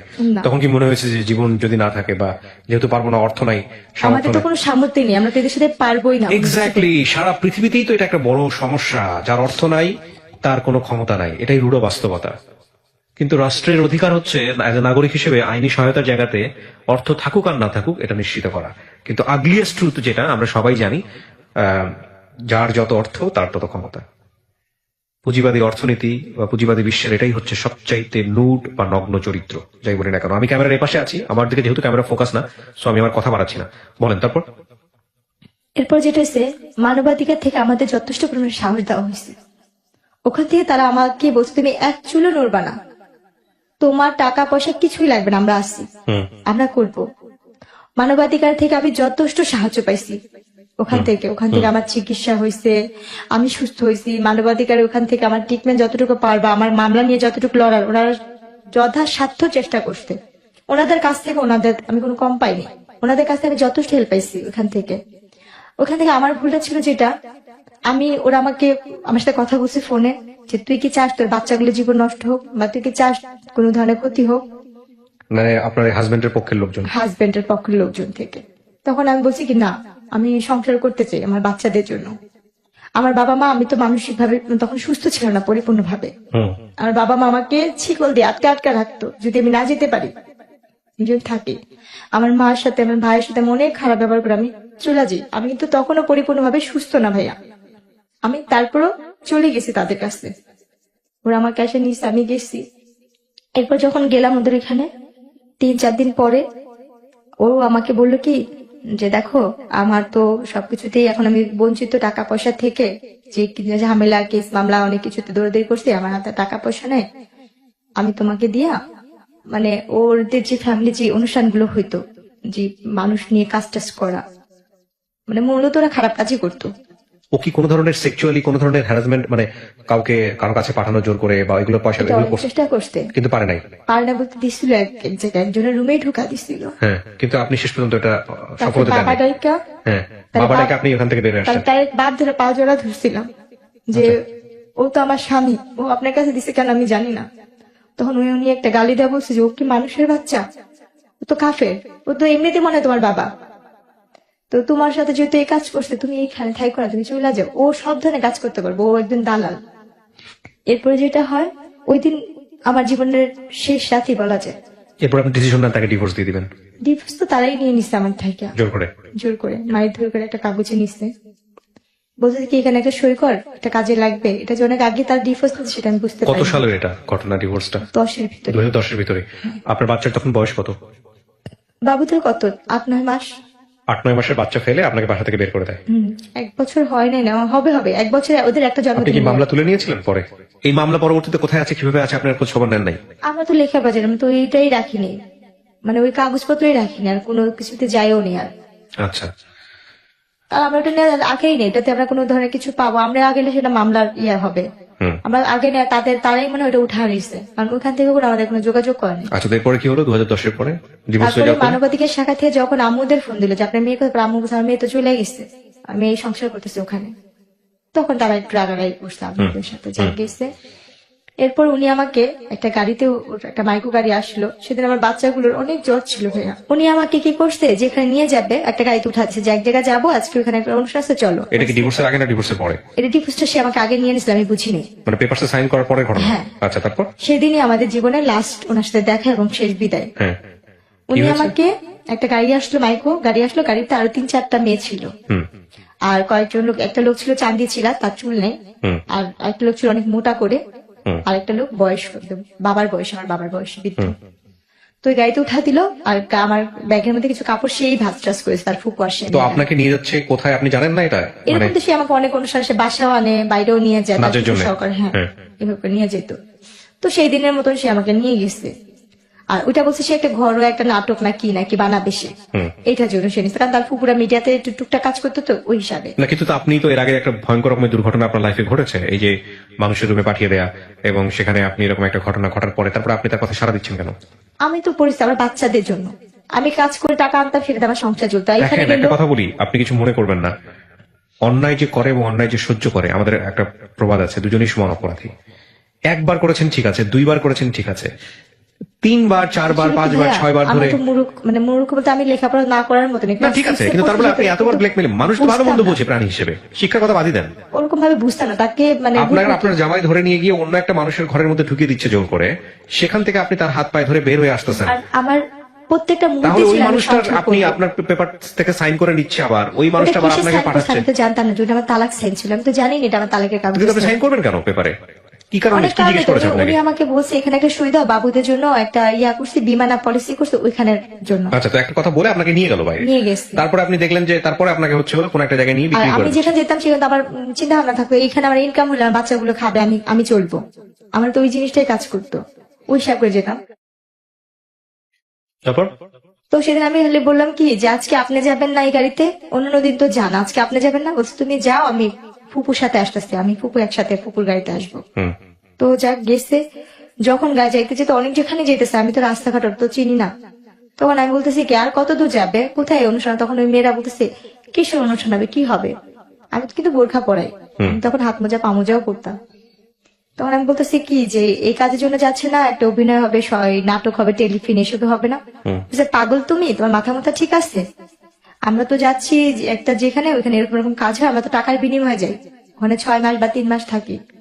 তাই তখন যে আমি কি পরিমাণে কান্না করতেছি গাড়ির মধ্যে বসে, আর বলতেছি যে আল্লাহ, একটা বার আমাকে এই গাড়ি থেকে একটু মুক্তি দেওয়ার ব্যবস্থা করো, আমি যেন এই গাড়িটা থেকে বের হইতে পারি। এটা মনে হয় আমার জীবনের, আমার মনে হয় আমার বাচ্চারা বা আমার বাবা মা আর কেউ দেখতে পারবো না আমি কোথায় যেতেছি, কার কাছে যেতেছি। তো ওই মুহূর্তে গাড়িটা যখন ওই পার হবে, ফেরি পার হবে, ফেরি পার হওয়ার সময় ওইখান থেকে ওখানে একটা আপু ছিল, খুব ভালো ছিল। ওই আপুটা বলছে কি, যখন ফেরিতে উঠবো তখন তোকে আমি একটু হেল্প করতে পারবো, বাথরুমের নাম করে তুই এখানে বেড়াতে পারবি, যেহেতু তুই এখানে মেয়ে না। তারপর এরপর যখন বাথরুমের নাম করে এখান থেকে বের হইলাম, আমি পরে ওইখানে একটা রুম, মানে উপরে যে থাকে যে বাথরুমের সেটে, ওদিকে একটা লোকের বললাম কি আমার ওই গাড়িটা তুলে নিয়ে যেতেছে, আমার একে একটু বাঁচাবেন। কয়েকজন লোক জমাট হইলো, বলছে কোন গাড়িটা? আমি কিছু বলবো না, কারণ আমি ভয় পাইতেছি। এদের কাছে বলি, এদের তো আমি চিনি, এরাও যদি আমার দুর্বলতার সুযোগটা কাজে লাগায়। আর আপুটা বলছে কাউকে বলবি না, তুই এখান থেকে পালাইতেছিস, তুই কাউকে বুঝতে দিবি না, তাহলে এইখানে যে পশুগুলি আছে সেগুলি তোর আর টাইনে ছিঁড়া ছিঁড়া খাইবো। আপনারা যারা শুনতেছেন বা দেখতেছেন তারা নিশ্চয়ই বুঝতে পারতেছেন যে একটা মেয়ের ভাগ্য কতটা দুর্ভাগ্য হতে পারে। আল্লাহ মাফ করুক যদি তার অর্থনৈতিক ভাবে সে শক্তিশালী না হয়, তার পরিবার বা একটা রং হ্যান্ডে যদি পড়ে। এটা যে খুব গরিব হলেই যে এই ধরনের ঘটনা সবার ক্ষেত্রে কোনো বিষয়টা এরকম নয়। তবে এটা ঠিক যে ওর অর্থনৈতিক অবস্থা যদি ভালো থাকতো তাহলে হয়তো ওর জীবনটা আজকে এরকম হতো না। তারপর এরপরে ওইখান থেকে তখন অনেক রাত্র হয়েছে মনে হয়, তখন অনেক রাতই, ভালো মতনই রাত। তখন ওই সময় আমি লুকায় বাথরুমে বসে আছি, বাথরুম থেকে বের হচ্ছি না, কোনোভাবে বের হচ্ছি না। আর আমি যে লোকগুলোকে বলছি ওই লোকগুলি আমাকে খুঁজতেছে। অনেকক্ষণ পরে ভালো করে বোরখার মুখটুক আটকে অন্য সাইডে এমন ভাবে বের হলাম যে আমি কাউকে কিছু বলিনি, আমি যে কোনো গাড়ি থেকে পলাইছি বা কিছু কাউকে কিছু বুঝতে দিইনি। এরপর যখন ফেরিটা ঘাটে বিল, এরা তো খুঁজতেছে খুঁজতেছে, কোনোভাবে পাচ্ছে না। আমি গাড়িটাকেও দেখতেছি লুকা এক সাইডের থেকে ভিতরে। ওখান থেকে দেখি কি গাড়ি থেকে 3-4 জন বের হয়েছে, চান্দমাতা যে লোক উনিও বের হচ্ছে। আমি তাতে করে জোর জোরে হাইটা আগাও ফেরির মধ্যে যে খাবারের দোকানগুলো থাকে না, যে খাবার খায় হোটেল টোটেল, ওইখানের ভিতরে ঢুকছি খুঁজে খুঁজে। ওইখানে ঢুকে আমি এক সাইডে গিয়ে এক পাশে যে দাঁড়া, মানে এমন ভাবে ইয়ে করতে যে আমি দোকান থেকে কিছু কিনতেছি, যেটা আমাকে কেউ না দেখে বা না ইয়ে করে। কারণ আমি তখন বুঝি যে আমার যে করেই হোক আমার এই জায়গাতে বাঁচতে হবে, এবং আমি এইখান থেকে বাঁচার পরে ওই স্বামী নামে যে পশুটা ছিল তার সাথে আমি আর কোনো ধরনের যোগাযোগ করবো না, তার সাথে আমি আর কোনো ধরনের সম্পর্কেই রাখবো না। আমার নসিবে যা আছে তাই হবে। কারণ আমি তো বাচ্চাদের রাখার জন্য, মানে বুকে রাখার জন্য আমি অনেক চেষ্টা করছি। আমার 2টা সন্তানকে মানে কষ্ট করে পালছি। আজকে আমার সেই বাচ্চাদের আমি চোখেও দেখি না, জানিও না কোথায় আছে, কিভাবে আছে, কিছুই জানি না। শুধু অভাবের কারণে আমি তার সব ধরনের অত্যাচার, সব ধরনের কথা আমি মাইনা নিয়েছিলাম। এরপরে যে ওর গাড়িটা নেমে গেছে, গাড়িটার থাকে না, অপেক্ষা করে নেই আমার একজনের জন্য আর 10টা মেয়ে ইয়া করবে, আর মানুষ যেহেতু ওখানে ভিড় হয়ে গেছে। এরপরে গিয়ে ওই গাড়িটা চলে গেল, আর আমি বসে রাখলাম যে এই ফেরিটা কখন আবার ওই পারে যাবে। ওখানে বসে থাকলাম যে কখন ঢাকার বাস আসবে। তখন আমি কি করলাম, বসে পর অনেকক্ষণ বসে থাকার পর দেখতেছি যে ঢাকা লেখা যে বাসগুলো, তখন আমি বললাম কি এই বাসটা কি ঢাকা যাবে? পর বলতেছি কি হ্যাঁ এটা তো ঢাকা যাবে। পর আমি নাম বলতেছি ভাই আমার ব্যাগটা হারাই গেছে, আমার কাছে কোনো টাকা পয়সা নেই, আমাকে কি ঢাকা নেওয়া যাবে? পর বলতেছি কি দেখতেছো আমার হাতে কোনো ব্যাগ নেই বা কোনো টাকা পয়সার মতো কিছু নাই। পরে আচ্ছা যান উঠেন, যদি যাত্রী বেশি হয় আপনাকে দাঁড়া যেতে হবে। ঠিক আছে আমার কোনো সময় দাঁড়াই যাবো। তখন ওই বাসটাতে উঠলাম, ওই বাসটা যাত্রাবাড়িতে এসে নামলো। ওখান থেকে আমি একটা রিক্সা নিয়ে আমার মার বাসায় চলে আসলাম, আমার আর কোথাও যাওয়ার জায়গা নেই। মার বাসায় মার বাসায় উদ্দেশ্য করে বের হয়েছে ঠিকই, মাঝ যাচ্ছে না কেন জানি মনে হয় আমার ফুপু শাশুড়ির কাছে যা বলি তো সে যদি আমার বাচ্চাগুলিকে আইনা দেয়, ওনার কাছে আবার যাওয়ার জন্য ইয়া করলাম। তারপর আমার মেজো ফুপু শাশুড়ির কাছে গেলাম, ওনার বাসায় কাজের মেয়ের মতো পড়ে আসছি, ওনার পার্লারে কাজ করি, ওনার এটা করি সেটা, কিন্তু উনি কোনোভাবে আমার বাচ্চাই না দেয় না। উনিও দেখি আমাকে এটা ওইটা বলে, বাজে ধরনের কথাই উনিও বলতেছে। ওখানে আমি 1 মাসের মতো কাছাকাছি ছিলাম। আমার আম্মার সাথে ফোনে কন্ট্যাক্ট করলাম, যোগাযোগ করলাম। তখন আমার আম্মুর কাছে একটা ফোন আসছে, ছোট একটা মোবাইল চালায়। আম্মু বললো কি তুই এখন ওই বাড়ির আশা করিস, তোর তো সন্তান আমার আর দরকার নেই, যদি পারিস ওই জামাইয়ের তালাক দেয় আসতে পারিস আসবি, আর না আসলে নেই, তোর মতো মেয়ে আমার আর দরকার নেই। সেম আপনি যে কথাটা আমাকে বললেন না ভাইয়া, যে অন্যায় করে সেও অপরাধী, যে অন্যায় সহ্য করে সেও অপরাধী, আমার মা আমাকে সেম ওই কথাটাই বলছে। তারপর ফুপুর বাসায় ফুপুরে খালি বলি, তো ফুপুর পার্লারের একটা মেয়ের অনুষ্ঠান, জন্মদিনের অনুষ্ঠান, আমি তাকে রান্না বান্না করে দিলাম। পার্লারের মেয়ের জন্মদিন, ওই মেয়ের বার্থডেতে আমি রান্না বান্না সব কাজ করলাম। ওই মেয়ের নাকি একটা হাতের আংটি হয়ে হারায় গেছে, ওই আংটিটার জন্য আমার ফুপু শাশুড়ি এবং পার্লারের মেয়েরা মিললে আমাকে মারলো যে আমি নাকি সে আংটি চুরি করছি। কিন্তু আমি তো এখানে পড়ে আছি শুধু আমার বাচ্চাটার জন্য, আমার যদি বাচ্চাগুলো আমাকে সাইনা দেয়, ওই লোভে বা ওই বিনিময়ে, আমার স্বামীর লোভেও না, শুধু সন্তানদের লোভে আমি এখানে পড়ে থাকতাম। এরপরও আপনি হাজবেন্ডের কাছে ছিলেন এই না, ঘটনা? তাহলে তার কোথায়? কাছে ফুপুর কাছে ছিলাম, ফুপুর কাছে ছিলেন। আর ফুপুর বাসায় ছিল। তো একই তো কথা হলো তাও। না, তারপর? সে তো ওইখানে আসেও না, তার সঙ্গে যোগাযোগও নেই, বা আমি যে তার ফুপুর বাসায় আছি সেটা জানেও না। সে তো ওইখানে বাচ্চাদের নিয়েই নাই হয়েছে, যে মেয়ের সাথে তার সম্পর্ক আছে সেই মেয়েকে সে অলরেডি সংসার করতেছে। পরে গিয়ে ওই মাইক খাওয়ার পরে আর ওইখানে আর থাকিনি, চলে আসলাম। আয়সা বাবা মার কাছে বললাম যে ঠিক আছে আম্মু, আমি ওনারে তালাক দিয়ে দিব। আম্মু বলছে জাগে তুই তালাক দিয়ে, আমার কাছে টাকা পয়সা নেই। তুই কোথেকে দিবি, কিভাবে দিবি? আমি জানি না, আমি কি টাকা নিয়ে গাছ লাগা রাখছি, যোগাযোগই করবি না। তারপরে গিয়ে কাজের অফিসে গিয়ে বললাম যে আমি এরকম ছাড়তে চাই, আমার কাছে টাকা টুকা নেই, কেমনে কি ছাড়া যায়? বলছে আপনি 500 টাকা যদি ম্যানেজ করে আনতে পারেন আমি এখান থেকে কাগজপত্র করে দিব। এরপরে আম্মুর থেকে যে আম্মু 500 টাকা দিল, 500 টাকা নিয়ে ওনারে যা তালাক দিলাম। আমার তালাক যাওয়ার আগে তালাক দিলেন? এটা 2011 সালে। 2011 সালে? 11 সালে। বিয়ে হয়েছিল কয় সালে? 2007 কাবিন হয়েছে, আমাকে 9 সালে বাচ্চা পেটে নেওয়া অবস্থা উঠা নিচ্ছে। ওকে, তারপর 11তে আমার তালাক হয়েছে। তালাক হওয়ার পরে ওনাদের সাথে আমার আর কোনো যোগাযোগ নেই, আমার কোনো কন্ট্যাক্ট নেই। এরপরে আমি আস্তে আস্তে মানে টেনশন, বাচ্চাদের জন্য টেনশন করতে করতে, আর ওই যে আমার মাথায় যে আঘাত পড়ছিল চোখে তো দেখি না, এক পর্যায়ে আমি আস্তে আস্তে অসুস্থ হয়ে গেলাম। তখনই আমি ব্রেন স্ট্রোক করি। স্ট্রোক করার পরে আমার অনেক কিছু মনে নেই। তারপরে এইভাবে তখন এই আম্মুর সাথে থাকতাম, টুকটাক হাতের কাজ করতাম, বিক্রি টিকচি করতাম, মানে আমার মতো যে কাজ করতে পারে আমি সেই ধরনের কাজটা করতাম টুকটাক। করা অবস্থায় এক বাসায় কাপড় বিক্রি করতে যেতাম। কাপড় বিক্রি করতে যাওয়া অবস্থায় ওনারা অনেক বড় লোক ছিল, আর আমি হচ্ছে অনেক ধরনের সুতার কাজ, ব্লক বাটির কাজ, সব ধরনের কাজ জানি। আর যেহেতু আমার শ্বশুরবাড়িতে পার্লার ছিল, তাদের পার্লারের কাজটা আমি শিখে ফেলছিলাম। ওই বাসায় ওনাদের ব্যাগের সাথে আমার ব্যাগের সাথে মিলা যায়। তখন আমি যখন চলে আসি ওনাদের ব্যাগে টাকা ছিল, আর আমার ব্যাগে ছিল কাপড় আর ছোট্ট একটা বাটন ফোন আমি চালাতাম। হয়তো বা তারা আমার এই ভিডিওটা দেখবে, হয়তো সেটা শুনবে, সে আপুরা, এদের ঋণ আমি কখনো শোধ করতে পারবো না। ওনাদের টাকার ব্যাগ আমার কাছে চলে আসে, আর আমার কাপড় ব্যাগ ওনাদের বাসে। আমার ওই কাপড় ব্যাগে ছোট একটা ফোন ছিল, আমার বাটন ফোন। আচ্ছা। তো আমি যখন রিক্সাওয়ালাকে টাকা দিব তখন যে আমার ব্যাগে টাকা নেই, ওই টাকা ওনাদের টাকা, আমার ফোনও নেই, আমার টাকাও নেই। তখন আমি ওই টাকার দেখে অবাক হয়ে গেছি, এতগুলো টাকা তো আমি কখনো দেখিনি। তখন গিয়ে আমি কি করলাম, বাসায় নামলাম, না আমার ওই নাম্বারে ফোন দিচ্ছি বারবার, ধরে না সারাদিন এরকম পার হয়েছে, সন্ধ্যার দিকে ফোন ধরছে। আমি বলতেছি কি এই ফোনটা যার কাছে, ওনাদের একটা ব্যাগ আমার কাছে। বলার পরে উনি বলতেছে আমাদের ব্যাগ তোমার কাছে, তুমি কে? আর এই ফোনটাই কিভাবে? আমি বলছি আপা আপনার বাসায় যে আমি নকশি খাতা বিক্রি করতেছিলাম, কাপড় দিতে গেছিলাম, তখন আমার এই ব্যাগটা গেছিল। বলছে ও হ্যাঁ হ্যাঁ হ্যাঁ, আমি তো ওই বাসায় গেছিলাম, কাপড় কিনতে, বেড়াতে গেছিলাম, ওই ব্যাগটা তোমার কাছে, দেখি দিয়ে দাও তো। পরে দ্বন্দ্ব ওই লাইনে থাকা অবস্থা বলছে কি তুমি কি জানো এই ব্যাগে কি আছে? আমি জানি, আমার এটার প্রতি কোনো লোভ নেই। কি ছিল? টাকা ছিল। কত টাকা ছিল? ভাই জানি না, কিন্তু এত টাকা কখনো চোখে দেখিনি, অনেকগুলো টাকাই ছিল। তারপর তখন উনি বলছে তোমার এই টাকার প্রতি কোনো লোভ নেই? আমি না আপা আমার এই টাকার প্রতি কোনো লোভ নেই। তখন উনি বললো কি তুমি আসো গুলশান আসতে পারবা এই ব্যাগটা নিয়ে? আমি গুলশান জীবনে যাইনি, আমি চিনি না। পরে উনি বললো যে ধানমন্ডিতে আসতে পারবা? আমি তাও চিনি না, আমি কখনো যাইনি এসব জায়গায়, আমি কি করে চিনবো? তখন উনি আমাকে বলছে ঠিক আছে আমি কোথায় আসবো? আমি বলছি আমি তালতলা চিনি। তখন আমাদের এলাকার ভূতের আড্ডা একটা ইয়াসিন রেস্টুরেন্ট, উনি ওখানে আসতে বলছে। আমি ব্যাগটা নিয়ে ওখানে গেছি, যার পর উনি আমার দিকে তাকায় আসছে আর আমার ব্যাগটা দেখতেছে, আর উনি আমার ব্যাগটা নিয়েই আসতে শুনে মাথায় হাত দেয়, বলতেছে কি যে তোর মতো মেয়ে আমি কম দেখছি রে, কি রে বোন তোর এই টাকার প্রতি কোনো লোভ লাগে নাই? আমি কান্না করে বললাম কি যে আপা আমার জীবনের সবচেয়ে দামি সম্পত্তিতে আমি হারা ফেলছি, আর এই টাকা দিয়ে আমি আর কি করব?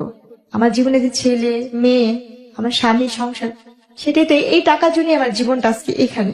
আমার বাবা মার টাকা ছিল না বলে আমি স্বামী সংসার করতে পারিনি, যৌতুকের টাকা দিতে পারিনি, এটা আমার মূলত আমার অপরাধ ছিল। আমি গরিবের মেয়ে, আমার বাবা মা গরিব।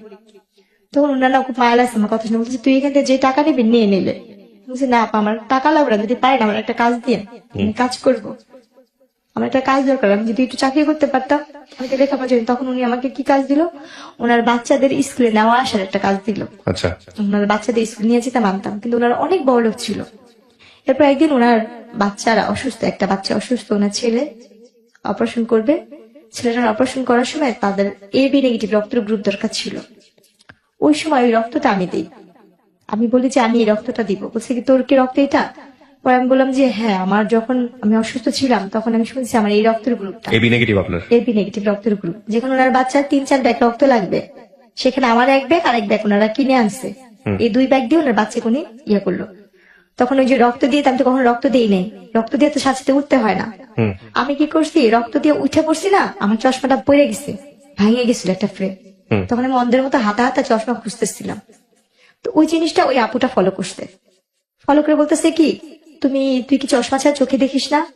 এরপরে গিয়ে আমি বলতেছি কি আপা আমি তো চশমা ছাড়া চোখে দেখি না, আজকে 3 বছর ধরে আমার চোখের অবস্থা এরকম। পরে উনি না দেখে বলছে তুই কোন ডাক্তার দেখাইছিস? আমি ডাক্তার দেখাইছি, ডাক্তার আমাকে অপারেশন করতে বলছে আর কি যেন পরীক্ষা করতে বলছে, করিনি টাকার জন্য। তখন উনি সাথে সাথে ওনার ড্রাইভারকে ডাক দিল আর ওনার ম্যানেজারকে ডাক দিল।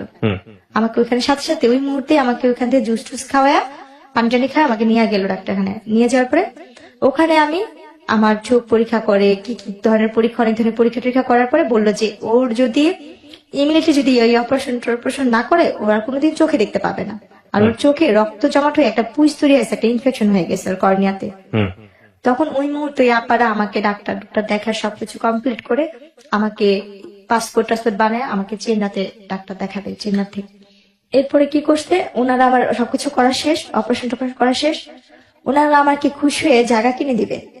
আচ্ছা, ওনারা আমাকে একটু জায়গা কিনে দিবে। যাতে বাড়িতে আপনি আছেন আর কি। হ্যাঁ, ওরা আপনাকে একটা জায়গা কিনে দিবে। হ্যাঁ, ওরা আমাকে একটা জায়গা দান করলো। আমার চোখের অপারেশন করা শেষ দিয়ে ওরা আমার একটা জায়গা কোথায় এটা দান করলো।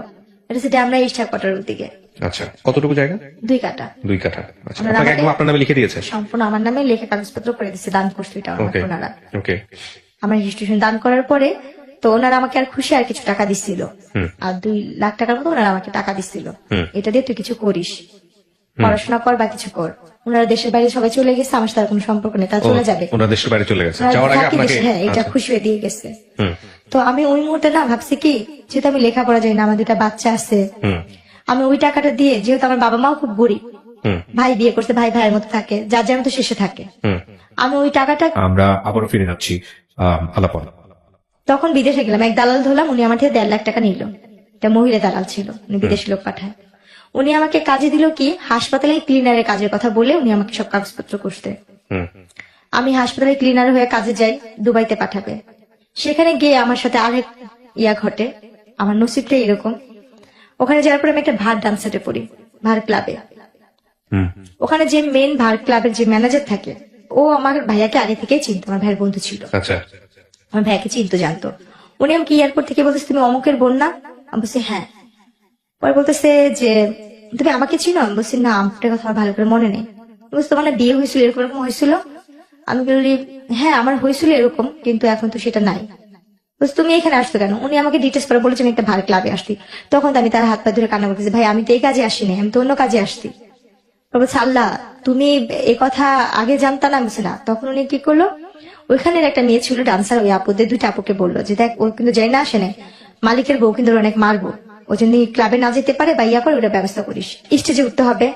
এখন আমি স্টেজে উঠবো না, আমি কানাকাটি করতেছি, আর আমি সেরকম পোশাক নিই না, আমি তো হাসপাতালের চাকরির জন্য 3 পিস নিচ্ছি আমার, আর ওখানে হয়েছে লেহেঙ্গা স্কার্ট টিস্কার্ট পরে নাচতে হয়, সেটা আমি তো নিইনি। তখন ওই মালিকের বউকে বলে কি ওরে উঠায় না, যে টাকা লাগে আমি দিব, ওকে রাখেন। তো উনি বলছে কি না আমি করে ধুতে পানি খাবো, বলছে না আমি দিব ভাই।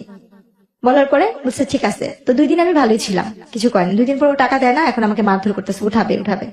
ও আমার সাথে কি বড় বেমানিটা করতে, আর মানুষকে বিশ্বাস করে যে প্রতারণা করে, যেটা আমার মতো আর কেউ যেন না করে।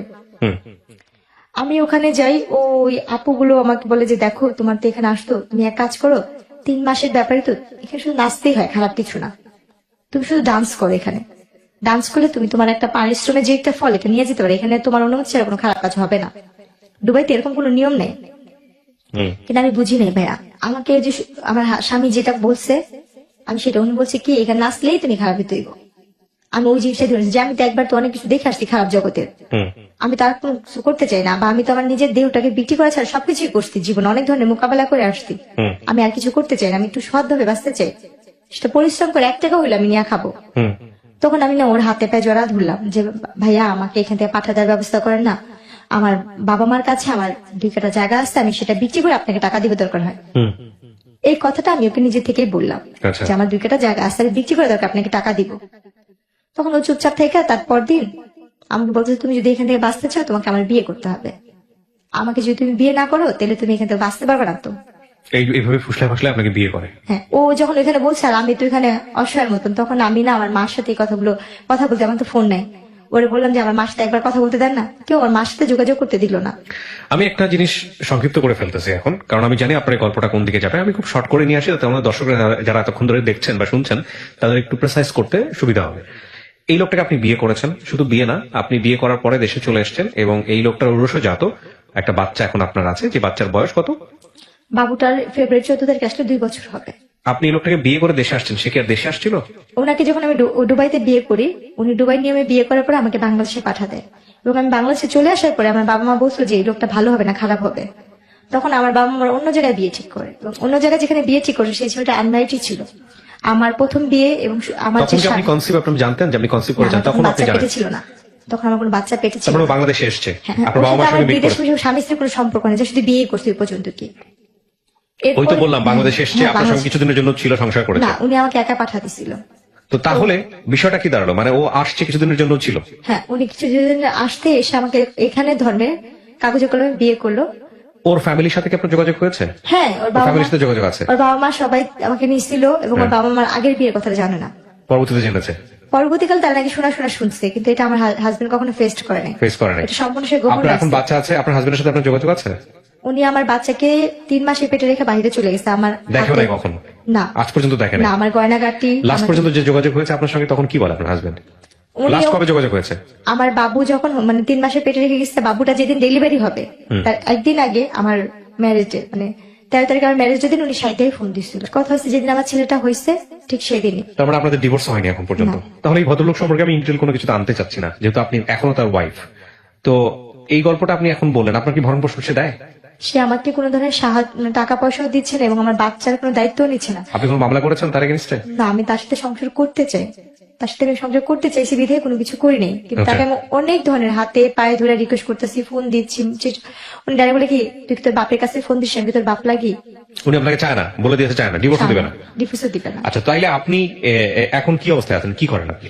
আমার এই ছেলেটাকে আমি 3 মাসে পেটে নিয়ে মানুষের বাসা, আমার বাবা মা আমাকে মাইনা নেয় না, আমি তো একা বিয়ে করছি, তাকে এই জন্য মেনে নেয় মেনে না? নেয় না। তো আপনি এখন মানুষের বাসায় কাজ করেন, 3 মানুষের মাসে বাসায় পেটে নিয়ে কাজ করি। আপনার বাচ্চাটাকে নিয়ে মানুষের বাসায় থাকেন? হ্যাঁ, আচ্ছা, আমি যে কাজ করি কেউ আমাকে কাজেও রাখতে চায় না, আমার চেহারা আমি মুখ ঢেকে কাজ এক্স্যাক্টলি করি। এক্স্যাক্টলি আপনি মুখ ঢেকে কাজ করেন, এবং আপনাকে আমি বলেছিলাম যখন আমি ভিডিওটা করি শুরুতে যে 1 বছর ধরে আমি আপনাকে ঘুরিয়েছি এই গল্পটা প্রচার করার আগে। হ্যাঁ, প্রত্যেকটা অক্তের নামাজে আমি শুধু একটা কথাই বলি যে আল্লাহ যেন আমার আর আমার ছেলে হ্যাঁ, এই আল্লাহ তো 6 দিন, 7 সবকিছু দিনের দিতে পারে, রাখি আল্লাহ কাছে আছে। আপনি ভালো জিনিস চাবেন, আপনি কেন খারাপ জিনিস চান? ভাই ভালো জিনিস তো অনেক চাইছি। ধৈর্য ধারণ করেন, আসলে। আপনার লাইফটা একটা এক্সাম।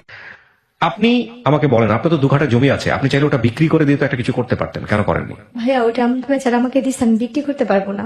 কিভাবে দেয়া আছে? হ্যাঁ, এভাবে দেওয়া আছে।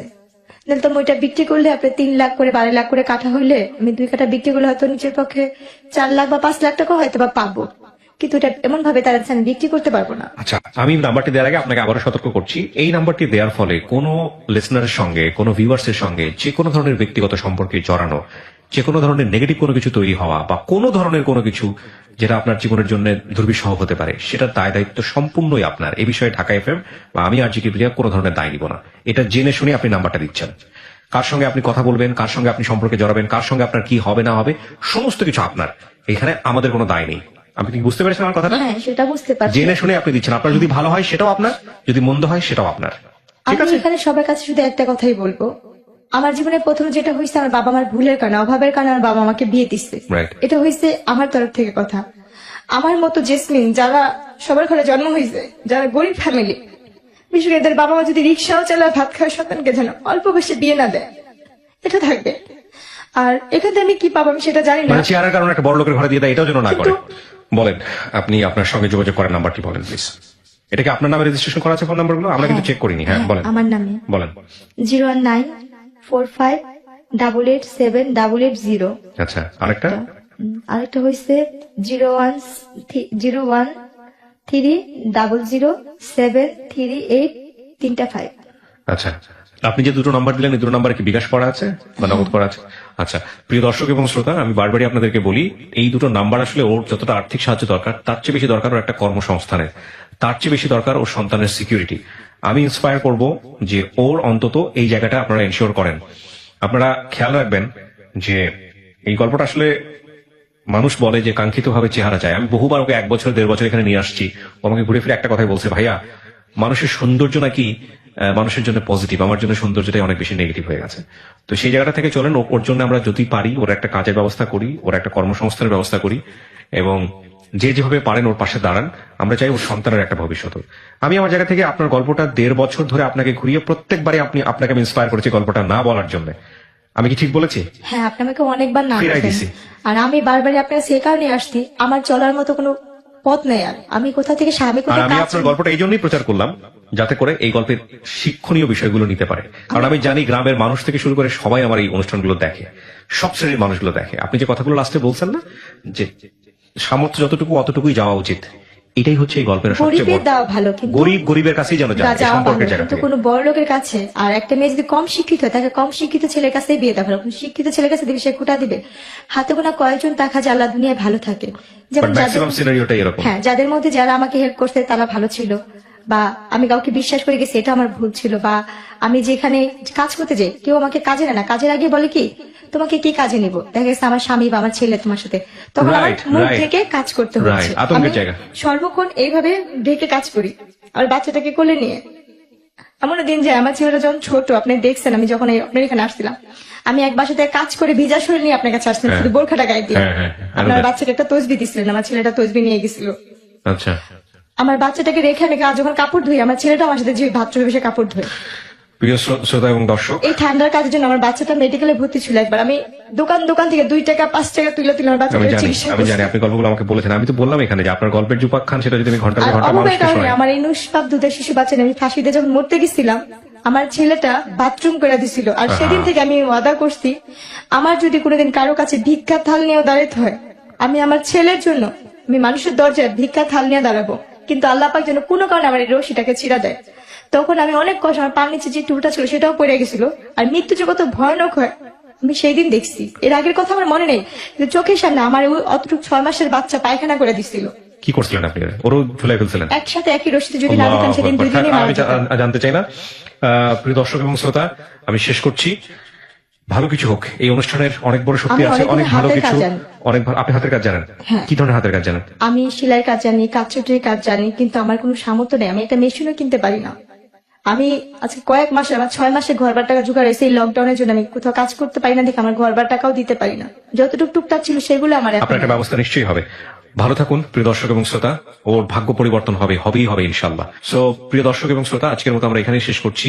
আমরা অবশ্যই বিশ্বাস করি এই বোনটির ভাগ্য পরিবর্তন হবে।